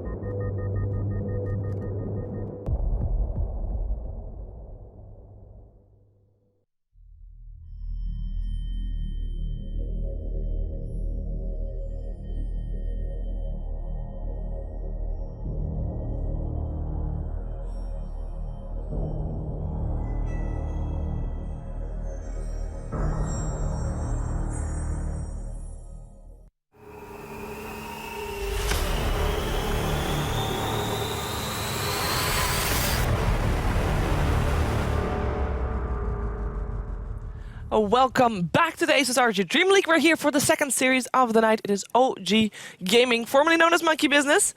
And they're taking on a 4Clovers and a Leprechaun, who we just saw 1-1 a Vega Squadron. And we now also have confirmation that the roster that they're playing with right now is kind of their stable roster. Yes. Get a shiver. Having fun? Yep. Simple. Good monkey. Sorry. You thought I went crazy with balloons. It's just... I don't know, yes, it's a cute monkey. He's stretching. Yeah. It's a shame we don't have a team that is called Monkey anymore. Yep. Yep. This was their old manager. They got rid of him. Look, it has a tag. It is a mother. He looks so sad. That just was you. If you saw, yeah. Yeah, that's You can follow me on Twitter. Yeah, You ape see mother. the This is this likeness, ape. Yeah, actually. Yeah. This is my ape. I'm the ape mother, so it's my It's your baby. son. Wow. Okay. So, 4Clovers and Leprechaun taking on the Monkey Business, former Monkey Business, now OG Gaming, which we have decided is going to be overpowered Gorilla. But if they win the second Original game, gangster. if they win the second Original game, we can interview Gorilla. them and ask them what they're named after. What did you say? I said original gorilla. Original Mix of Gorilla. both, I yeah. like it. I like it. We're actually already in the draft, so we can go straight there. Because what are we expecting here? 4Clovers, obviously, we just saw them twice in a row. What do you think they need to do to continue their streak? I think that Darkseer had a huge part to play in that game. Just having the early mechanism for the fights is what they lacked in the first game. You know, just to sustain in the crazy team fights that they like to do. They lacked a lot of team fight in the first game. Radiant team And ban. he clearly filled that role. And he was the most farmed hero on the map, so... Very good job. I actually wouldn't be Squadron. surprised if they first pick it But I don't know if it's the best choice for him for to play that kind of Bambal. role. Yeah. I think he excels on the 10 the seconds playmakers. kind of ADD play, Yeah, like the tiny or the one running around. Earth Shaker, that Yeah, kind of stuff. doing the plays, not pressuring with farm and like stuff like that. So. Reserved But it time. worked out. So I think they need to keep up the tempo. Yeah. Basically, For look sure. at some tempo controlling heroes in there. Obviously, OG is also kind of known for playing that explosive type of Dota. Yep. So they're going to get in there as well. Are there any specific heroes you look forward to seeing from their side? I think the main ones that I like are Fly on Dazzle. Like he doesn't really make the massive plays, but he does. He's just his positioning is always perfect, and his graves are always on point. Moon is obviously like one of the better offlaners in the scene as well. He's like when he plays like Darkseer, even his Beastmaster, like it's really good. Talking about Beastmaster, No-Tail's Beastmaster is actually very legit as well. Yeah. And as mentioning No-Tail, kind of make sure that you keep in mind that this is a team that you always have to consider might pick Meepo. Yep, that's yeah, true. that's true. And Alchemist Tiny is one of their strategies as well. Radiant team That's the most ban. annoying thing when you forget about Meepo in the draft. Mhm. And Yeah. all of a sudden you're like, oh shit. Oh, Yeah. I don't know. It can Tusk absolutely is destroy a game. pretty decent against Meepo, I guess. If you have the blink, you can kind of Which disrupt one? him. Tusk is not bad against Meepo as far as heroes go. True. We saw Saxa's Tusk previous game. I think he played that really well. And you were talking about needing a tempo controller. Mhm. A Tusk definitely is one of those type of heroes. True. And yeah, you get Moon's Dazzle, Moon's Darkseer and Fly's Dazzle in the first two picks. So some joy to see them play those. Definitely. Comfort Super heroes strong as well. opening. Like you can do anything with Yeah, these two heroes. it's literally so open. And it's okay. So you know Darkseer is going to the offlane, and you know it's a support Dazzle even, but you don't know like you can combo with anything. You know, like Yeah. any heroes at all. Literally Seconds anything. Yeah. remaining. Yeah, And we've Dazzle is a strong laner as well. He's such a good first pick in any kind of 5 lineup. seconds We've seen a lot of dual lanes with the Darkseer lately as well. And of course dual lanes going mid with the Dazzle +1 if needed. If you want to actually dual lane, which seems to be everybody's favorite thing to do right now. Yeah. So with Tusk though, Gyrocopter. There's a There we go. gyrocopter. It's a bit old school, but Dire team ban. you I know. mean, it fits the meta very Yep. well. So It's Yeah, I very mean, very the good against gyro Tusk Darkseer. combination. yeah, exactly. Yeah. You can obviously snowball in, rocket barrage, very strong early on. I mean, if you're going to be up against a Darkseer, that's maybe not the ideal one because you're going to take quite a bit of damage as well. But I think you can kill him before he 10 can run seconds away. remaining. Yeah, but late game it like kills all the illusions instantly. Yes. if you give Gyro a lead, he can even 5 solo the seconds. Darkseer. Yeah, lane. 1-on-1. Yeah, it's not bad. That's why he's so good because he's strong, very strong carry for the lane. So even though they nerfed Radiant barrage, team right, ban. quite Yeah. a lot, still very strong. Also fits that team fighting mid game carry. So Yeah. Still think you always want to watch out for the Alchemist pick from 10 OG. seconds remaining. Yeah. I know Miracle is, He likes that. and No Tail 5 plays it as well. seconds remaining. Because like, okay, Gyrocopter definitely counters Meepo. Like Dire AOE team back. ulti. I think it controls him quite well. You're never gonna be able to beat Gibby. He's really Yeah, slow. I guess because you always hit the right meeple with the flat Yeah. cannon. Exactly. Yeah. Sure, it's pretty good. But at the same time, you want Do you want some single target damage single target or nerf? AOE control, Mm-hmm. like a 10 AOE stun like seconds Earthshaker. remaining. Yeah. It's He's good. perfect for meepo as well. 5 seconds remaining. I still think like the only thing like Meepo gets going so quickly, and if you play Reserve support time. Earthshaker, you're never gonna get your blink dagger in time. I think Mm. I saw I can't remember who was playing against OG. They actually picked Earthshaker Mhm. to counter the Meepo, but they broke base before Meepo or before Earthshaker was even level 6. Yeah, that hero once he gets a decent Yeah. start, it doesn't even have to have a flying start, doesn't even have to get all the runes and whatnot. But if he gets a decent start, he'll get out of control real fast. And like comboed up with Dazzle alone, just having the 2 Meepos for the heal bomb and the control, like it's the perfect hero for it, I think. And you can double Ion Shell the Meepos in a different lane, and they poof in. Like this draft is actually perfect for him. 5 You can seconds go remaining. AA as well. That's ridiculous, actually. Super strong with the vortex for the Yeah. proof and Reserve time. And the chilling touch. chilling touch for all the meepos. Well, he's still in the pool, and Very OG nice. does get the first pick after the And they bounce banned the down Winter Wyvern, so it's like the obvious ban if you're thinking about picking the. meatball. Yep. Then Earthshaker would also be still a viable ban here. I don't even think you're worried about Earthshaker if you're like super confident on Meepo. He has good magic resistance. Yeah, On it's the Meepo. highest. Yeah. You don't usually think about that, but it's. Which Plays a hero huge would you role. ban out if you're gonna go for meatball here? If you're OG. Queen of Pain. Ember Spirit, okay. Dire team pick. Dark Seer, Ember Spirit, obviously like ridiculous synergy. You know, Ion Shell early game. You have such mobility on Ember Spirit and Chase with the Searing Chains lockdown. Surge and Ember ulti is actually very It's strong because ridiculous. it's instant. Yeah, the thing just flies. Like Even if you're slowed, it doesn't matter. You Yeah. just fly away. also like late game, you know, vacuum into the Sleight of Fist with Oof. Battle Fury. is- Yeah.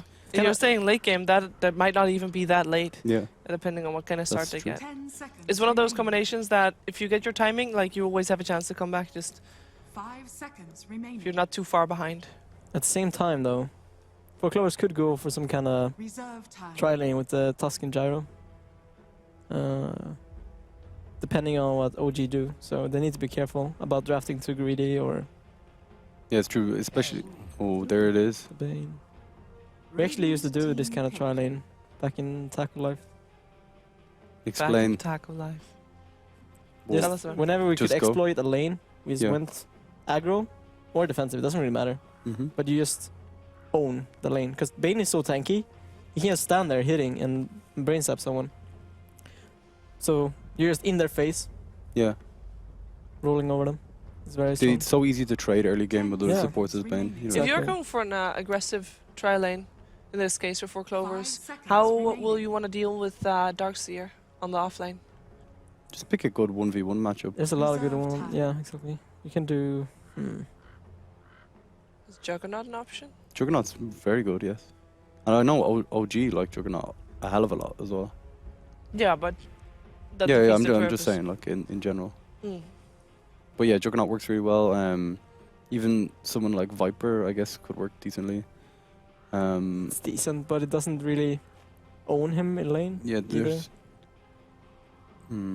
Darkseer is just generally strong. You could pick someone like Centaur and just kind of get levels. Yeah, go 1-on-1. Yeah. Just gain farm. Dire exactly. team pick. Talking about tempo controllers, this time Okay. for OG. Iron Shell Spirit Breaker running at you.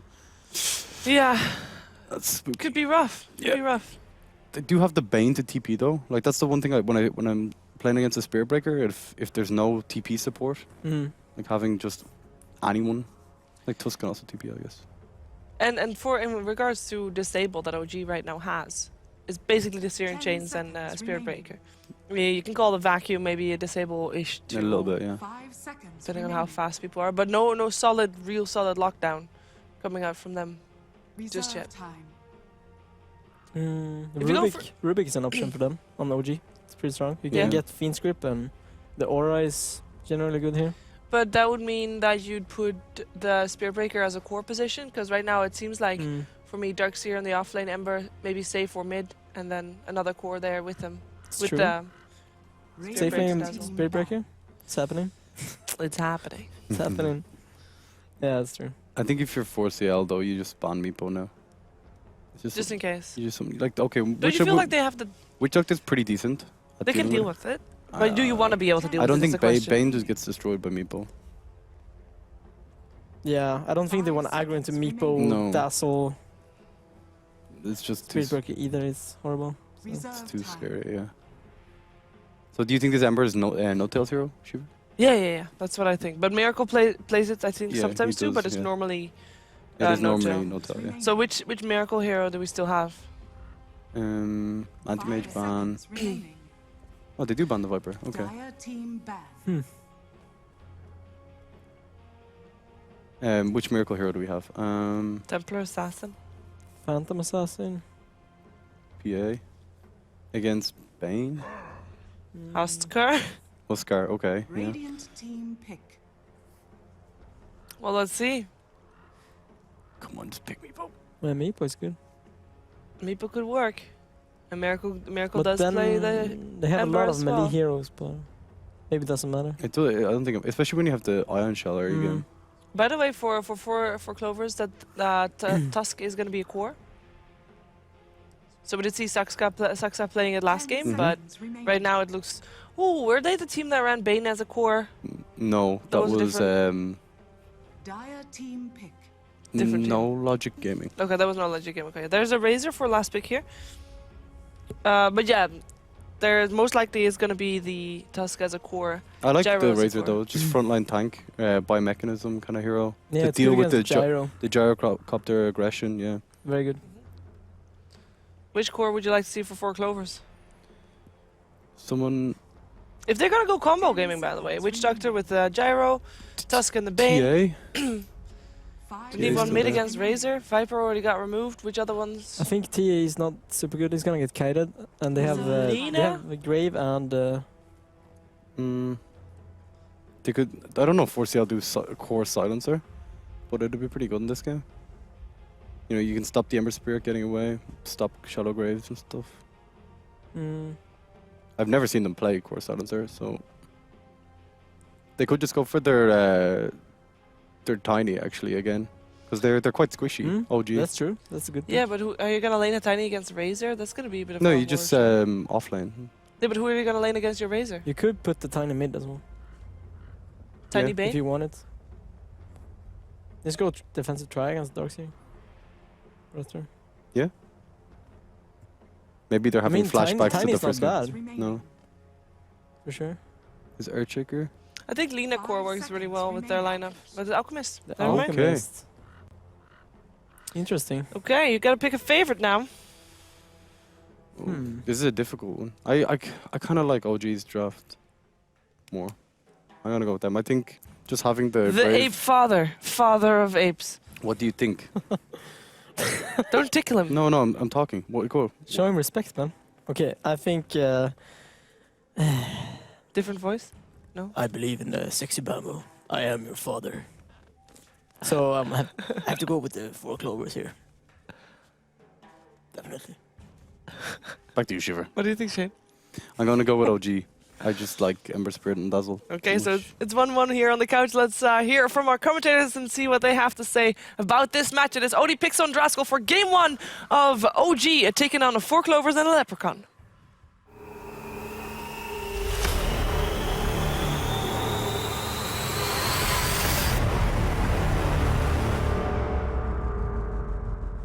Hello, welcome back to 4 Clovers and a Leprechaun versus OG Dota. This is game 1. I'm OD Pixel. I'm here with Draskell. You're watching Dream League. The game has begun. Let's get ourselves into the match so we don't miss any of the action. Draskell, what are we thinking, eh? 4 Clovers, they managed to sneak through the Alchemist in a draft where neither team had touched upon it. A very strong hero, of course, in this match, current patch, but only in the right set of hands. And 4 Clovers got it. Well, if they can get a first blood here, they might just have so. Moving in with the snowball, they've got the Rocket Barrage as well. Crit trying to buy himself some time. Moving through the trees here, but I don't think he's going to be able to get himself out of this one. Levels up the hill, so there's not going to be a save. Surely they'll die for this. Yeah, of course, it's Bambo. He's never going to stop. He goes straight in with the 1-2. Pycat will be the one to find the first blood there for the side. So, Andy, talk to me about the drafts. I think it's pretty even, actually. Like, I can't favor one team directly, one over the other. I think 4CL have picked a little bit more greedy with the Alchemist than what I'm used to seeing. But then you look at their other 4 heroes. Hello. That's a charge here onto Pika. He may have found first blood, but maybe giving back some blood himself. No-Tail's there as well with the block. Oh, the block onto 2. No-Tail! What a beautiful man here. That by some time here with the snowball. The Flame God has now gone. They'll try and want them down here with the Iron Shell.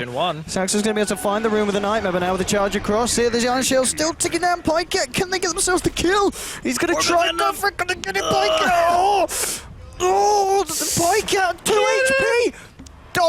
Oh, 2 HP, salves up, he's alright.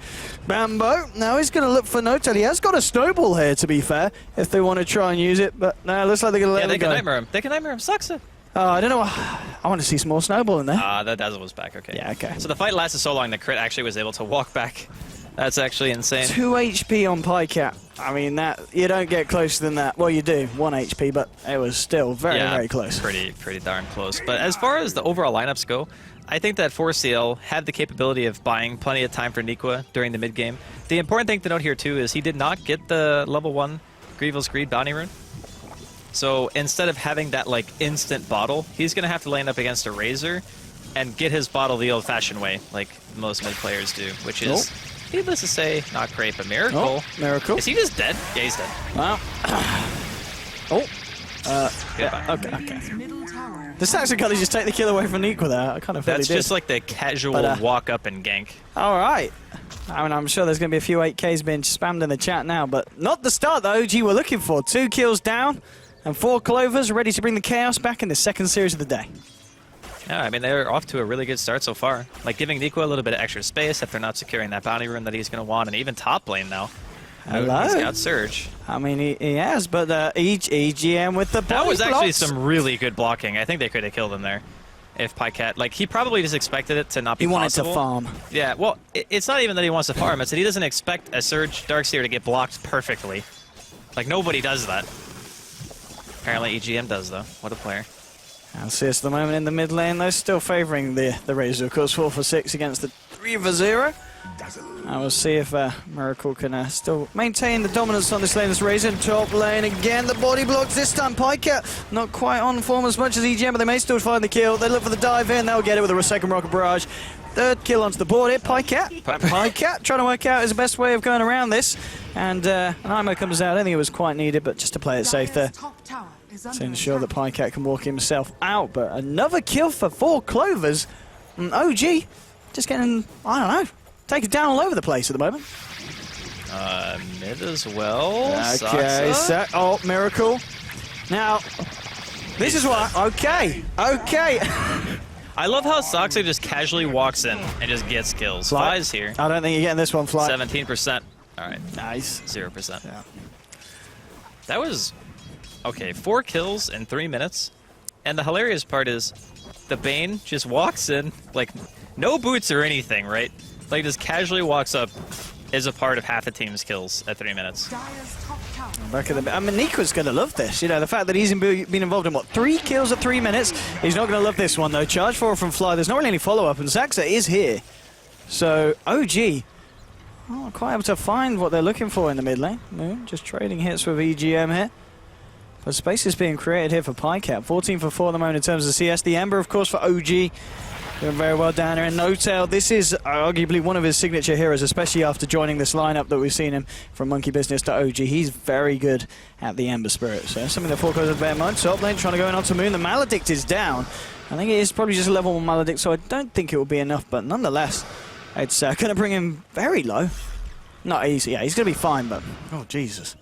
It's close, and Darkseer is not having a fun time on this top lane. With 4 minutes in, he's only managed to find 4 CS at the moment with the Iron Shell spam. Yeah, I mean, a lot of that has to do with the fact that if you get held down in levels for the first few waves, that makes it really tough, and Gyrocopter is one of the best heroes to stop a Darkseer from getting a lot out of lane. They are going to have a charge here, though. Can they turn it, though? They'll put the shell onto Fly here. They may need a bash or 2. Maybe look at the body blows, but the cast just comes out. EGM starts to walk it off. They surge Fly forward. Did he just hit the catapult? He will find a bash, and that might... Oh my God. Okay, dokie. Easy bashes there for Fly, 2 in a row. He'll take that one any day of the week. Mid as well. What's going on here? Miracle's just linking, okay. He's not actually going for the kill. Bottom lane Notel, look at this positioning. We saw him just wrap round being very aggressive onto Bambo.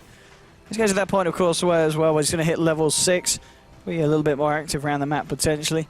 He's halfway towards the gold, nearly for the Boots of Travel Rush, which we'll probably see him pick up unless he does go for the Aquila on the way. He does do, like, sometimes an unconventional Ember build. He really liked Maelstrom for a long time. He does, yeah. I'm not sure if he still does that. He's the lad who he picks up Skadi quite a lot as well, doesn't he? Yeah, he likes Skadi Mjolnir. Yeah. And I think I've seen him play it, like, most often.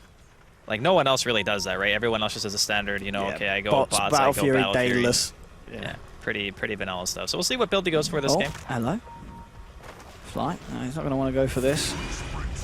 Just maybe hoping to see if he could find a jump in onto mid. Niko's getting to that point, of course. Very close to hitting level 6, getting the Chemical Rage online. So it's going to be that little bit harder for the side of OG to catch out in the mid lane. But still CS-wise, looking good for Miracle. 27 for 14 up against the 13 for 0. And the 2 position ones, the Vega 32 for 15 at the moment onto Notel, having a little bit of a better time in the safe lane than Pycat. And obviously the fact that Pycat has been involved in, I believe, just the 1 kill on the Darks here, giving him a bit of an edge there on top. And he did get first blood as well. So it's still very close game between these two sides. Just in terms of kills and aggression, it's favouring 4 Clovers. And that's something that we come to know the team quite well for in the early stages of games. Yeah, it's very true. I do like the choice here from Notel, though. He's opted to go for Bottle. He's also going to go into Aquila. So this allows him to already be able to fight. Yeah. Like, he doesn't need anything more than this. Of course, getting a couple of extra levels will help, maxing out the Searing Chains, a Flame Guard. That's going to be great. You also have Ion Shell. So OG have great early game potential and insane damage output. Like, even Alchemist Regen won't be able to help. They want to go for this as well. They get the chains out. Bambo come out with the initial snowball. They're trying to turn the heal bomb, doing a fair bit. They've got the poison touch as well. Notel will give them the old walk down with the Flame Guard. And they'll find the pick off onto the Tusk. So already things looking up for the side of OG in terms of this Ember Spirit. And top lane though, Pycat trying to go in onto Nico. And I think the Ember Spirit is going to be really nice this game in the sense that he is going to be able to be active, which is exactly what you need against 4 Clover's lineup, because they've got a gyro themselves. They're going to be looking to fight, looking to go aggressive and diving deep on the lanes. And just having someone that you can return the aggression with. There's actually been a charge onto Nico. I don't know if he'll follow all the way through here. It's fairly deep here from Fly. He's going straight across. He's coming around. No tails in the vicinity. I mean, Chemical Rage, how long until it wears off here as well? It's okay, halfway through, so the regen will still be there. Do they have the damage to work for it? He's going to turn around throughout the concoction with the burn damage. The Nightmare holding back the Ember, but now the cast. Oh, the Maledict's onto 2, but Miracle is there with a DD. They've got to be careful here, 4 Clovers. Maledict is onto Fly. Looks like OG going to be onto the back of this, trying to get themselves out. Snowball onto Miracle. They've got 3 heroes here with the Brain Sap as well. Cooldown coming out from Pycat. The slow will clip onto... They've got 2! He gets himself a double kill here with the cooldown onto Rage. The fact that Fly just ran into him on the Spirit Breaker and crit.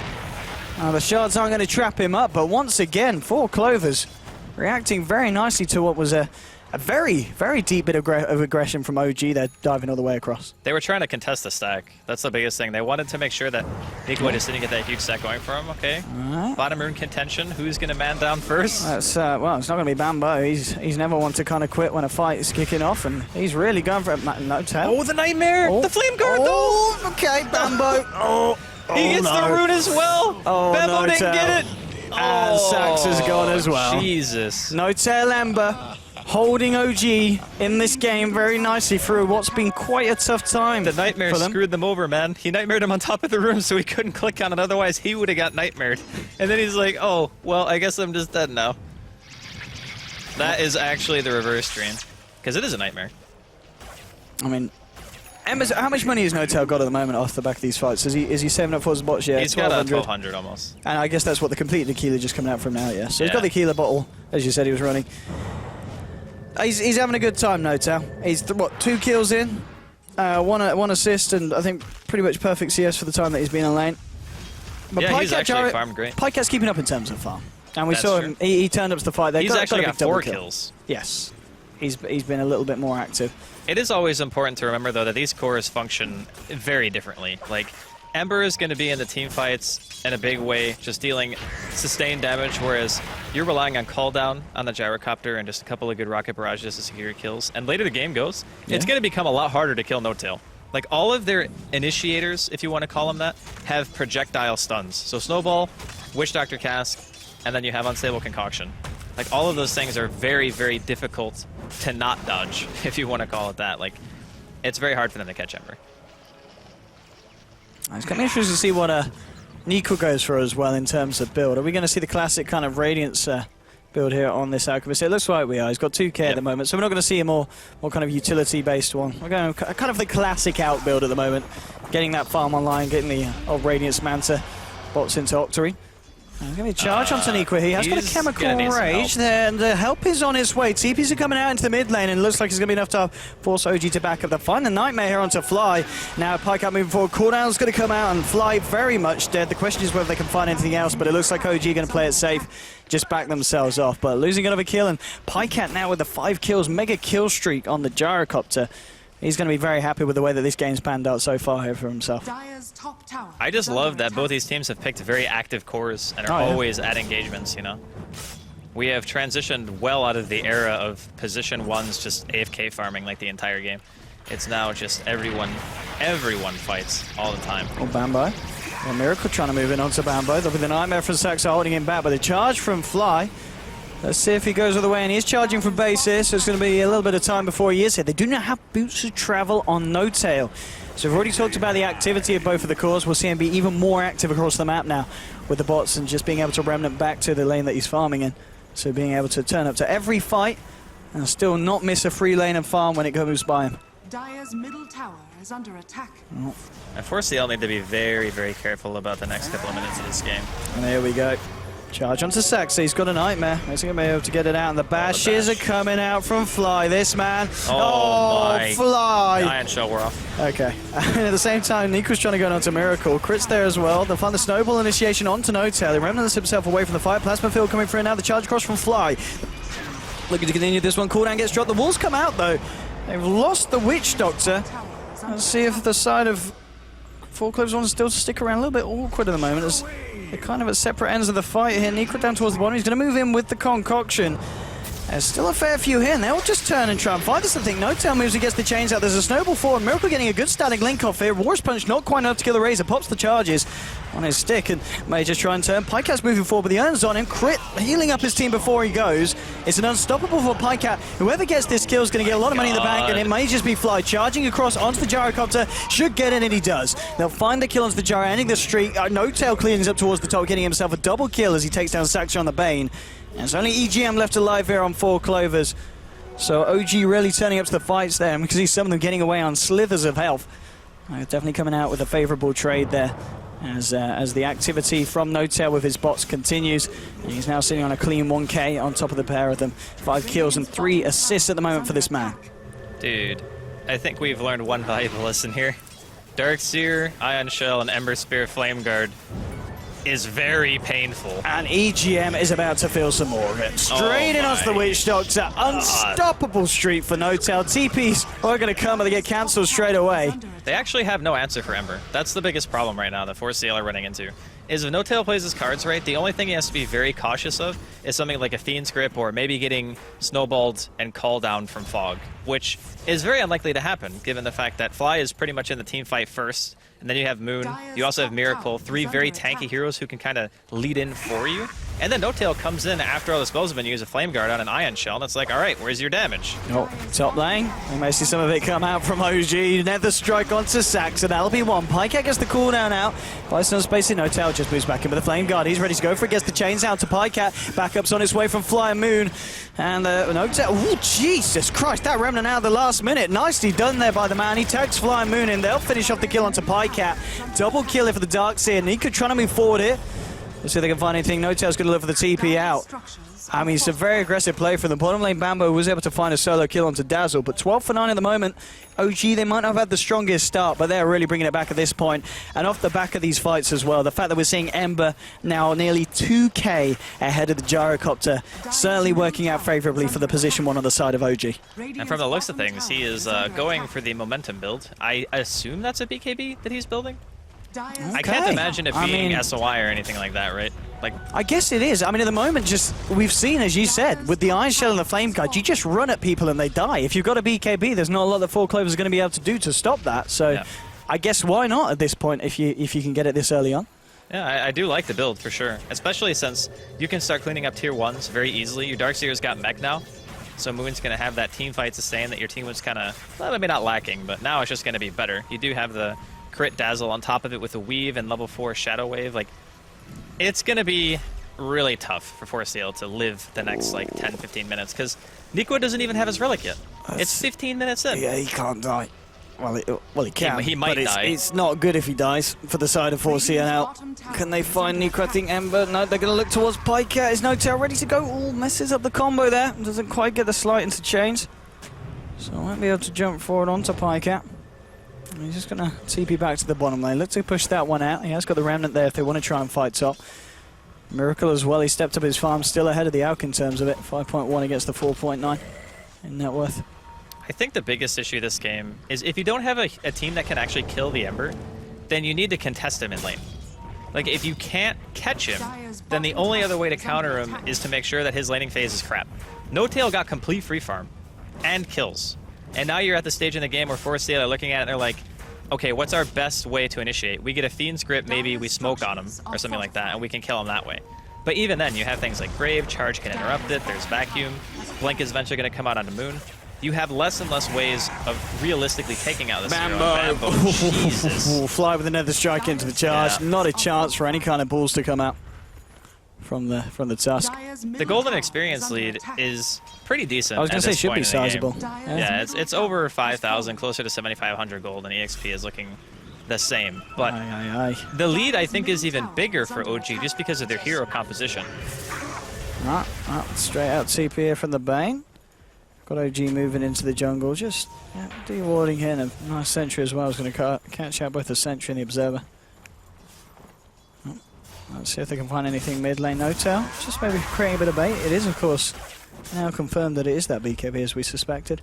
Halfway towards the recipe cost. He's actually invincible with that item. Like, they don't have the physical damage to kill him.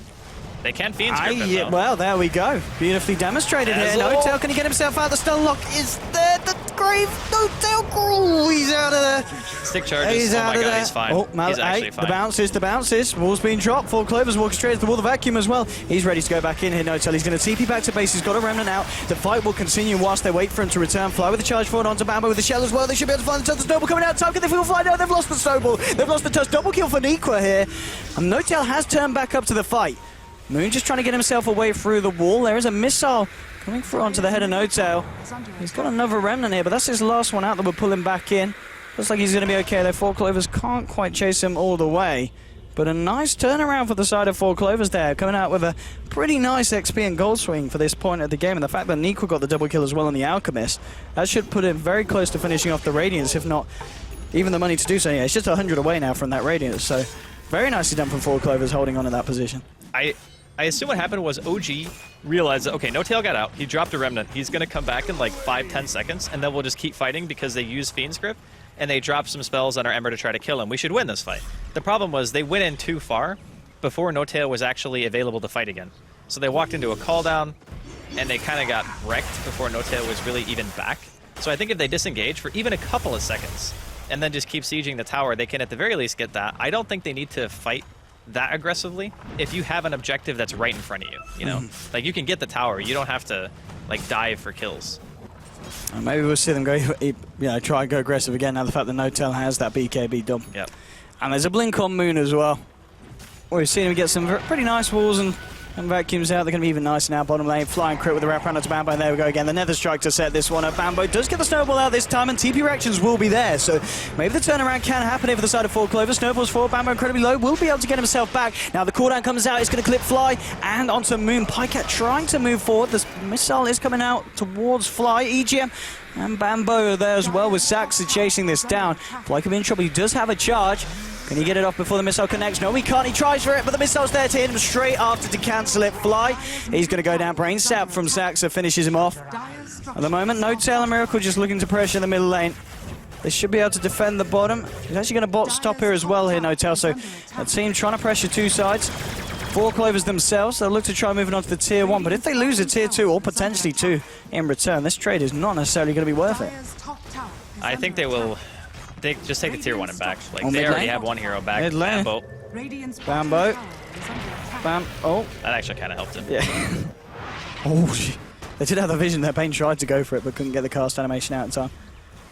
Yeah, they even preserved their tier 1 bottom. Very nicely done there from OG. Dire's top tower is under attack. And I really want to know what No-Tail goes next. Does he go for his patented Maelstrom? Does he go for Battle Fury? I think this could be a Maelstrom Skadi game. Does he go full If he's sell-out? starting with BKB, this is a No-Tail Dire's build. top tower Yeah. is under attack. Well, I actually Dendi did this too. Okay. Long time ago. Rest When in Ember peace. was first being played, he would always go BKB like as his first real item.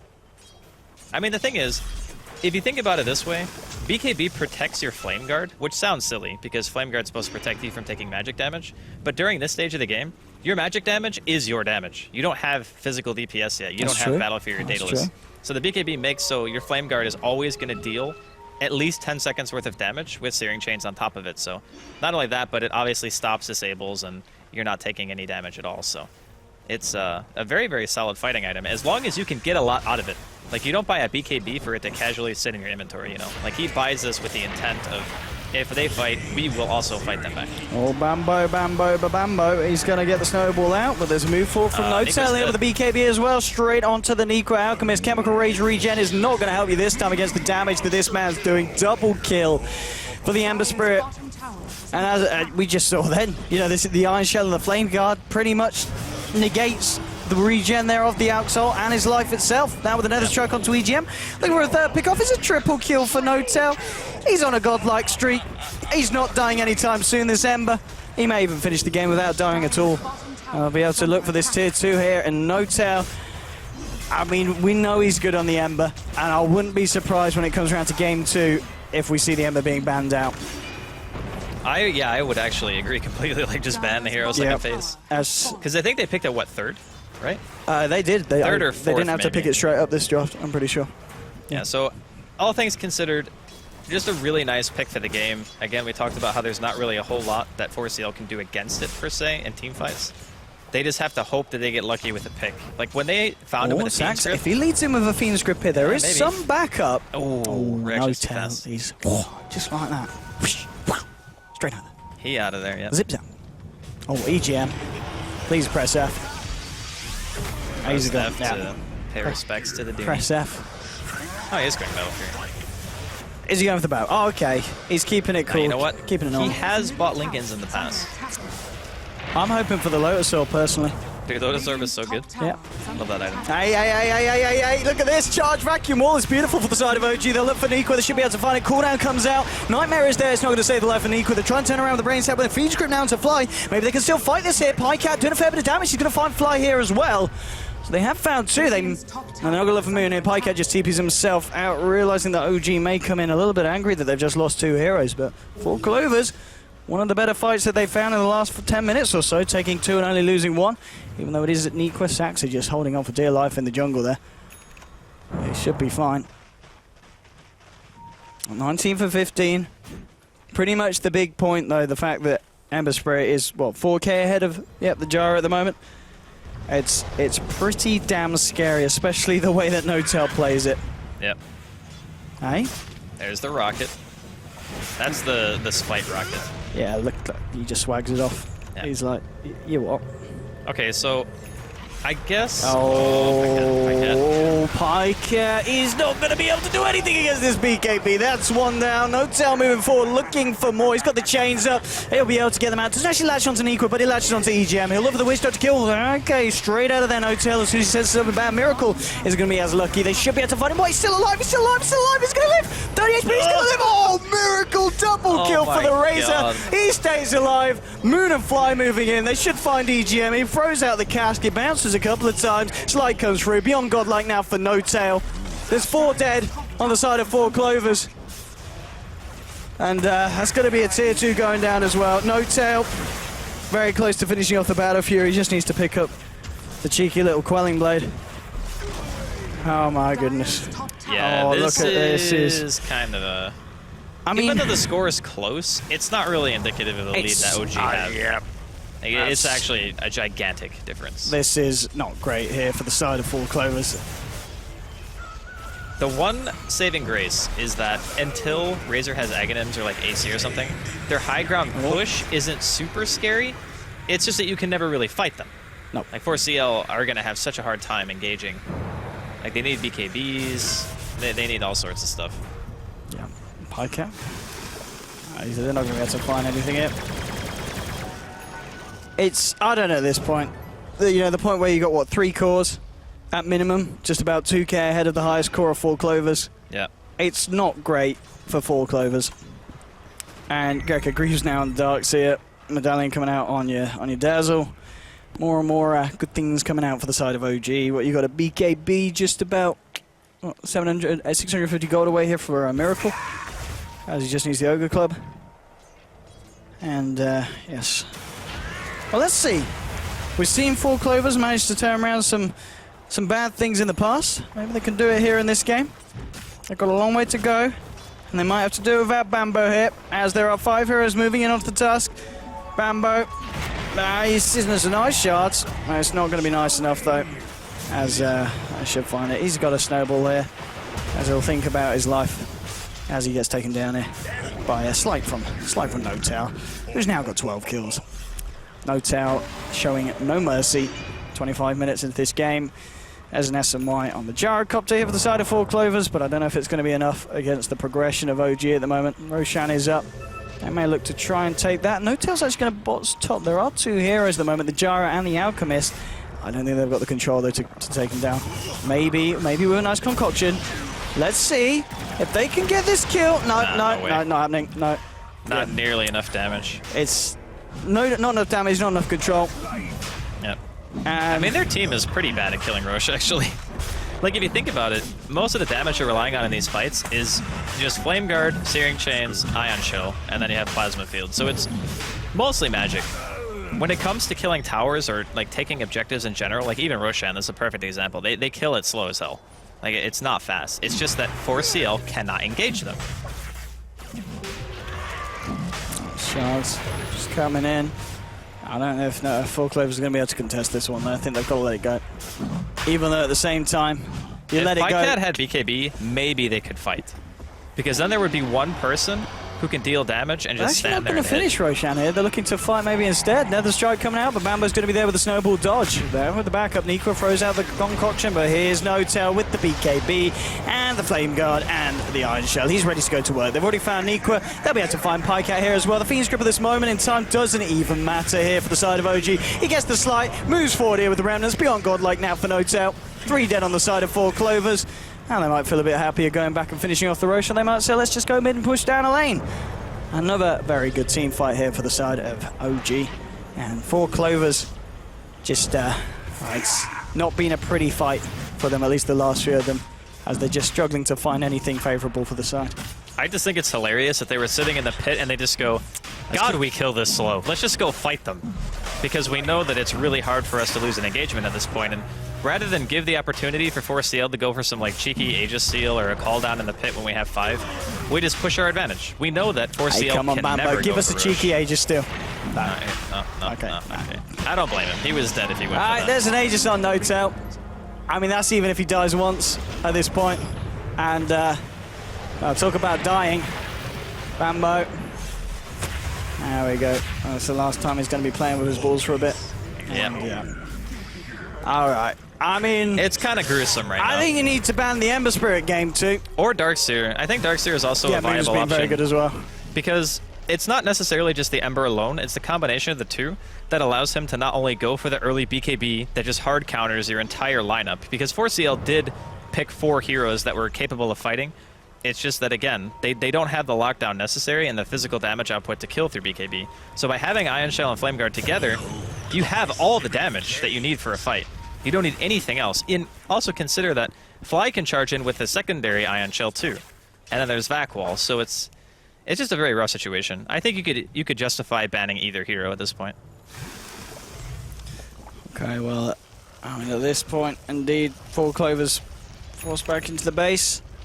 Out with just the Radiance and the bots. You've got Witch Doctor trying to find his way towards that Aghanims.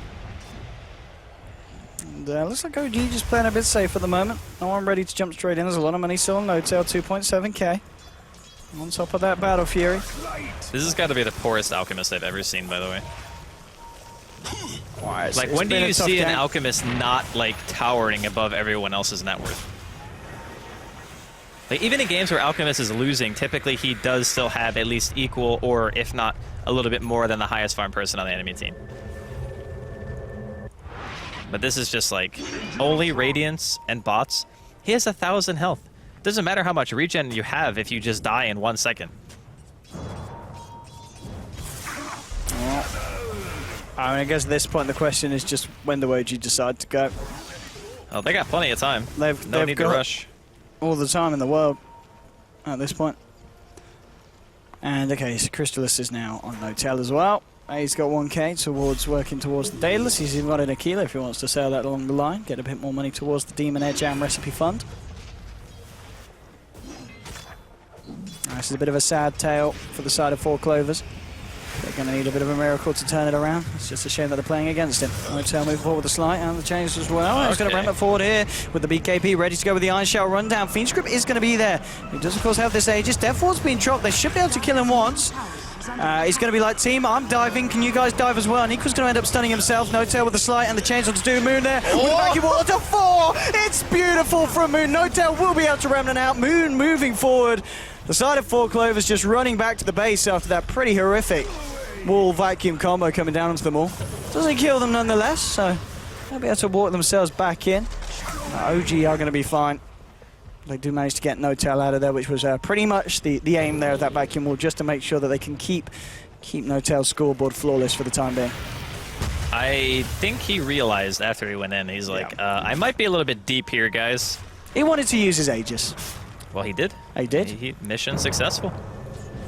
The thing about Ember at this stage is since he's just using the bottle abuse with bots, you have so much uptime on the map. Like, you're never really in base for that long. Like, maybe a couple of seconds, you refill your bottle, you go back to split pushing. Enemy team has to commit, like, 3 or 4 heroes to kill you. It's very similar to playing against an Anti-Mage, actually.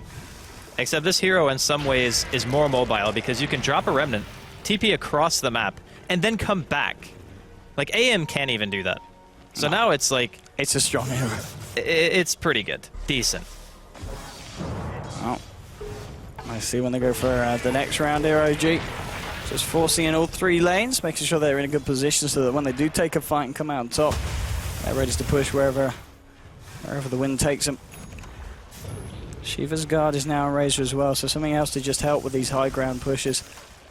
Alchemist, he's still trying his best in Equa. Still 2.2k on top of the bots and the Radiance. They are coming up to 25k behind the side of OG in both XP and gold. 32 minutes in. It's not the best of positions to play from.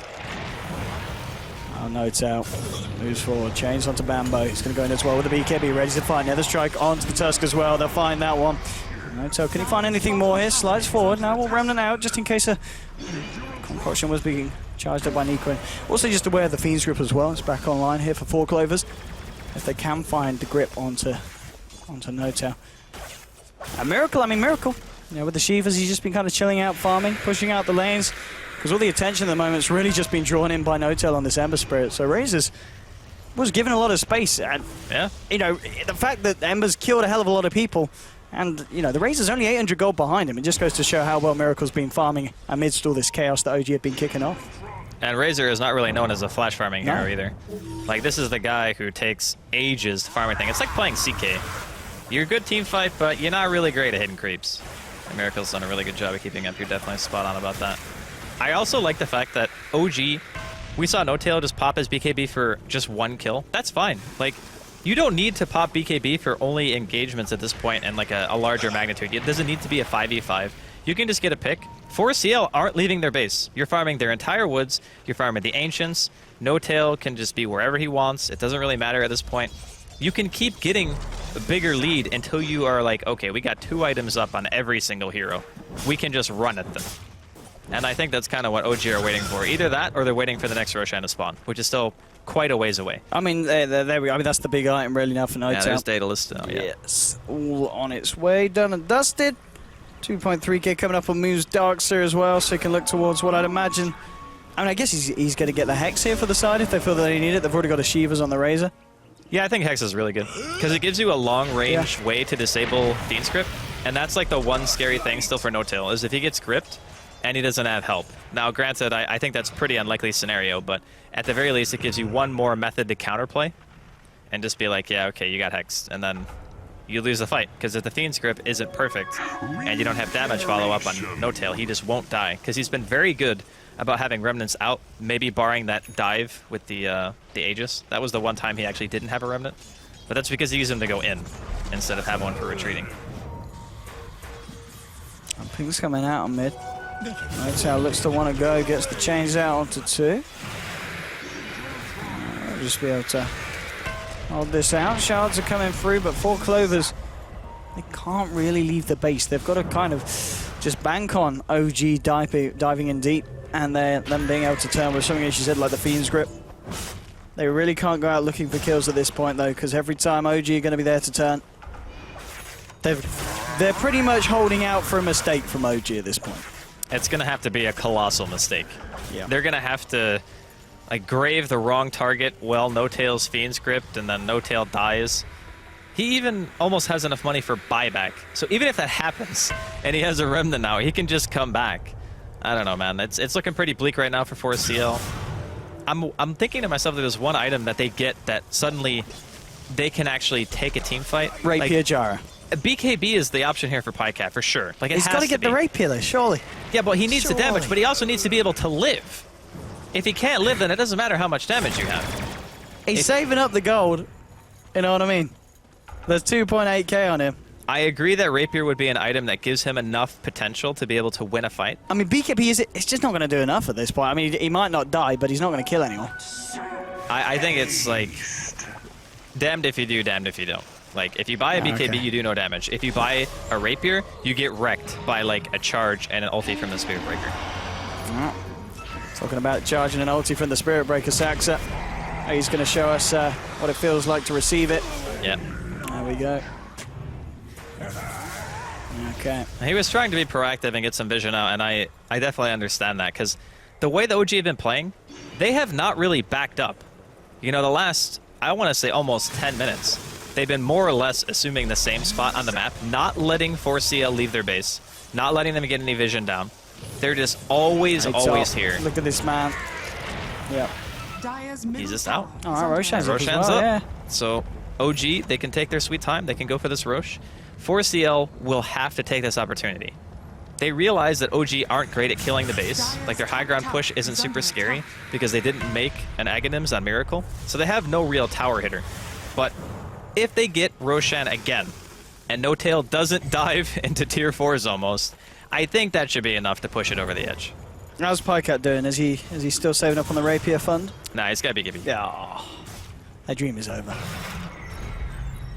I do think if they were able to protect him, that Rapier could have been an avenue for them. Yeah, I guess, say what, they have the Dazzle on their lineup or something. Yeah, but it's just so hard to protect him because there's BKB on the Spirit Breaker, there's BKB on No Tail, and as soon as they recognize it, they're just going to go on you. And if you don't have BKB against Ember Spirit Breaker, and they both have BKBs, you're just dead.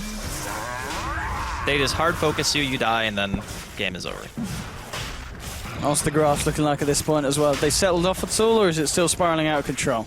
I think it's still kind of... It's, okay, still spiraling out of control. Okay. But it's like I said, since they've been sitting outside of the base for so long, and they've just been making it so 4CL can't get any space on the map, this is what happens. Because you're farming effectively like 1.5, 2 times as much as the enemy team.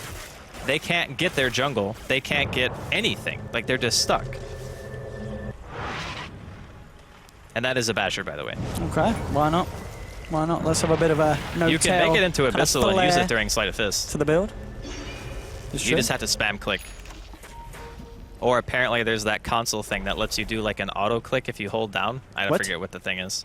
It's true. Come on. He doesn't want to backband. It's in the game. You can't get vac banned for something that is literally a console command. Well, 4 Clovers. They might need something more than a console command here if they want to turn this one around. There are some console commands that could end the game, but I don't think they want to use those ones. I mean, they're holding. You got to give them that. We've been at this point of the game. OG's high ground push is terrible. Like, yes, it is awful. They built their lineup to control the map, and that's what they're doing. So they're playing the lineup the way that it's meant to be played. They're getting Roshan for free every single time. There is like a 1% chance that 4CL can take a team fight at this point. Like, that is how far behind they are. They're going to try a bit more now. They're going in as a tier 3. Cost comes out, shots as well. going to tickle No-Tail. No-Tail looking to get himself back in potentially. There's going to be a homing missile coming out. Gets the slide through. He's going to be able to juke out the missile. Missile will connect onto him. Shell's now thrown out towards Miracle.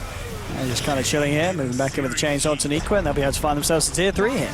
Miracle takes the town. 4 Clovers hanging around by the racks. They're still managing to hold OG away. Not wanting to make these this too easy for the side of OG as they try and move back in onto the racks. There is still a Fiend's Grip available, but the Slight and the chains coming out once more to Saxa. Greaves have been popped by OG. But this crest onto Miracle as well, so he just is standing there at the front lines, taking it all. Shivas has now come out, trying to move forward. Won't quite catch anyone on the side of 4 Clovers. Your Slight as well, as OG just continue with the slow, chilled out siege. Cat, well, there's going to be the Bambo leading. Morris punch onto Miracle. Ice is going to sit there, hit the racks. The cooldown coming through, now with the Rocket Barrage as well. Miracle falling fairly low here. They'll be surged up and they will find the melee racks finally on the top lane here. Oh my God, okay. They have got the Fiend's Grip out, but okay. That's 1-2 here with the vacuum. They're going to move in for more. OG, they have been rustled and they're not happy. They're moving in to try and finish off these kills. They'll look for Pycat here. Is Miracle, is he going to dive the fountain? No, he's not. He's going to turn around, use the damage he's done to help kill Bambo. Make a kill streak now for the Razor. 4 down on the side of 4 Clovers. And they'll look for the middle set as well, as they've already found the melee racks top. More gold and more XP into the bank here with the Radiant. And it is not showing any sign of stopping. GG, well played, it's scored. All right. 4 Clovers, they hung on for as long as they could. It's true. But I mean, it was even showcased in the last push when they were going high ground. It's still hard. Yeah, it's hard for them. Like, their team is not built to be able to do that. But they had such an enormous lead. Like, almost 35,000 golden experience, I think, at the end. Maybe even more. And they were yes. still like, okay, we're kind of 40K. struggling to crack high ground here, boys. But they managed to do it. A very convincing win here. I never really felt like OG were in real danger of losing, because as soon as they got map control, they held it. Yeah. They never backed up. Yes. Like the bots and Bottle on No-Tail, like he just controlled their side of the map forever. Didn't die a single time. No. Maybe ban Not a single Darkseer one. or Ember next game. That's my guess. I wouldn't be surprised if we see Ember Spirit big man. But I think Darkseer is not be surprised. in the first 2, I think it would be Darkseer. If it's 3rd and 4th, then I think it could be Ember. Okay. Well, we'll have to see. It's going to be interesting to see how 4 Clovers react in game 2 with their draft next time round. But tough game indeed. We'll see if the side of OG can pull it out of the bag once more in game 2, which will be right around the corner. But for the time being, we're going to head over to a short advert break and then to the panel. So we'll see you guys in a bit.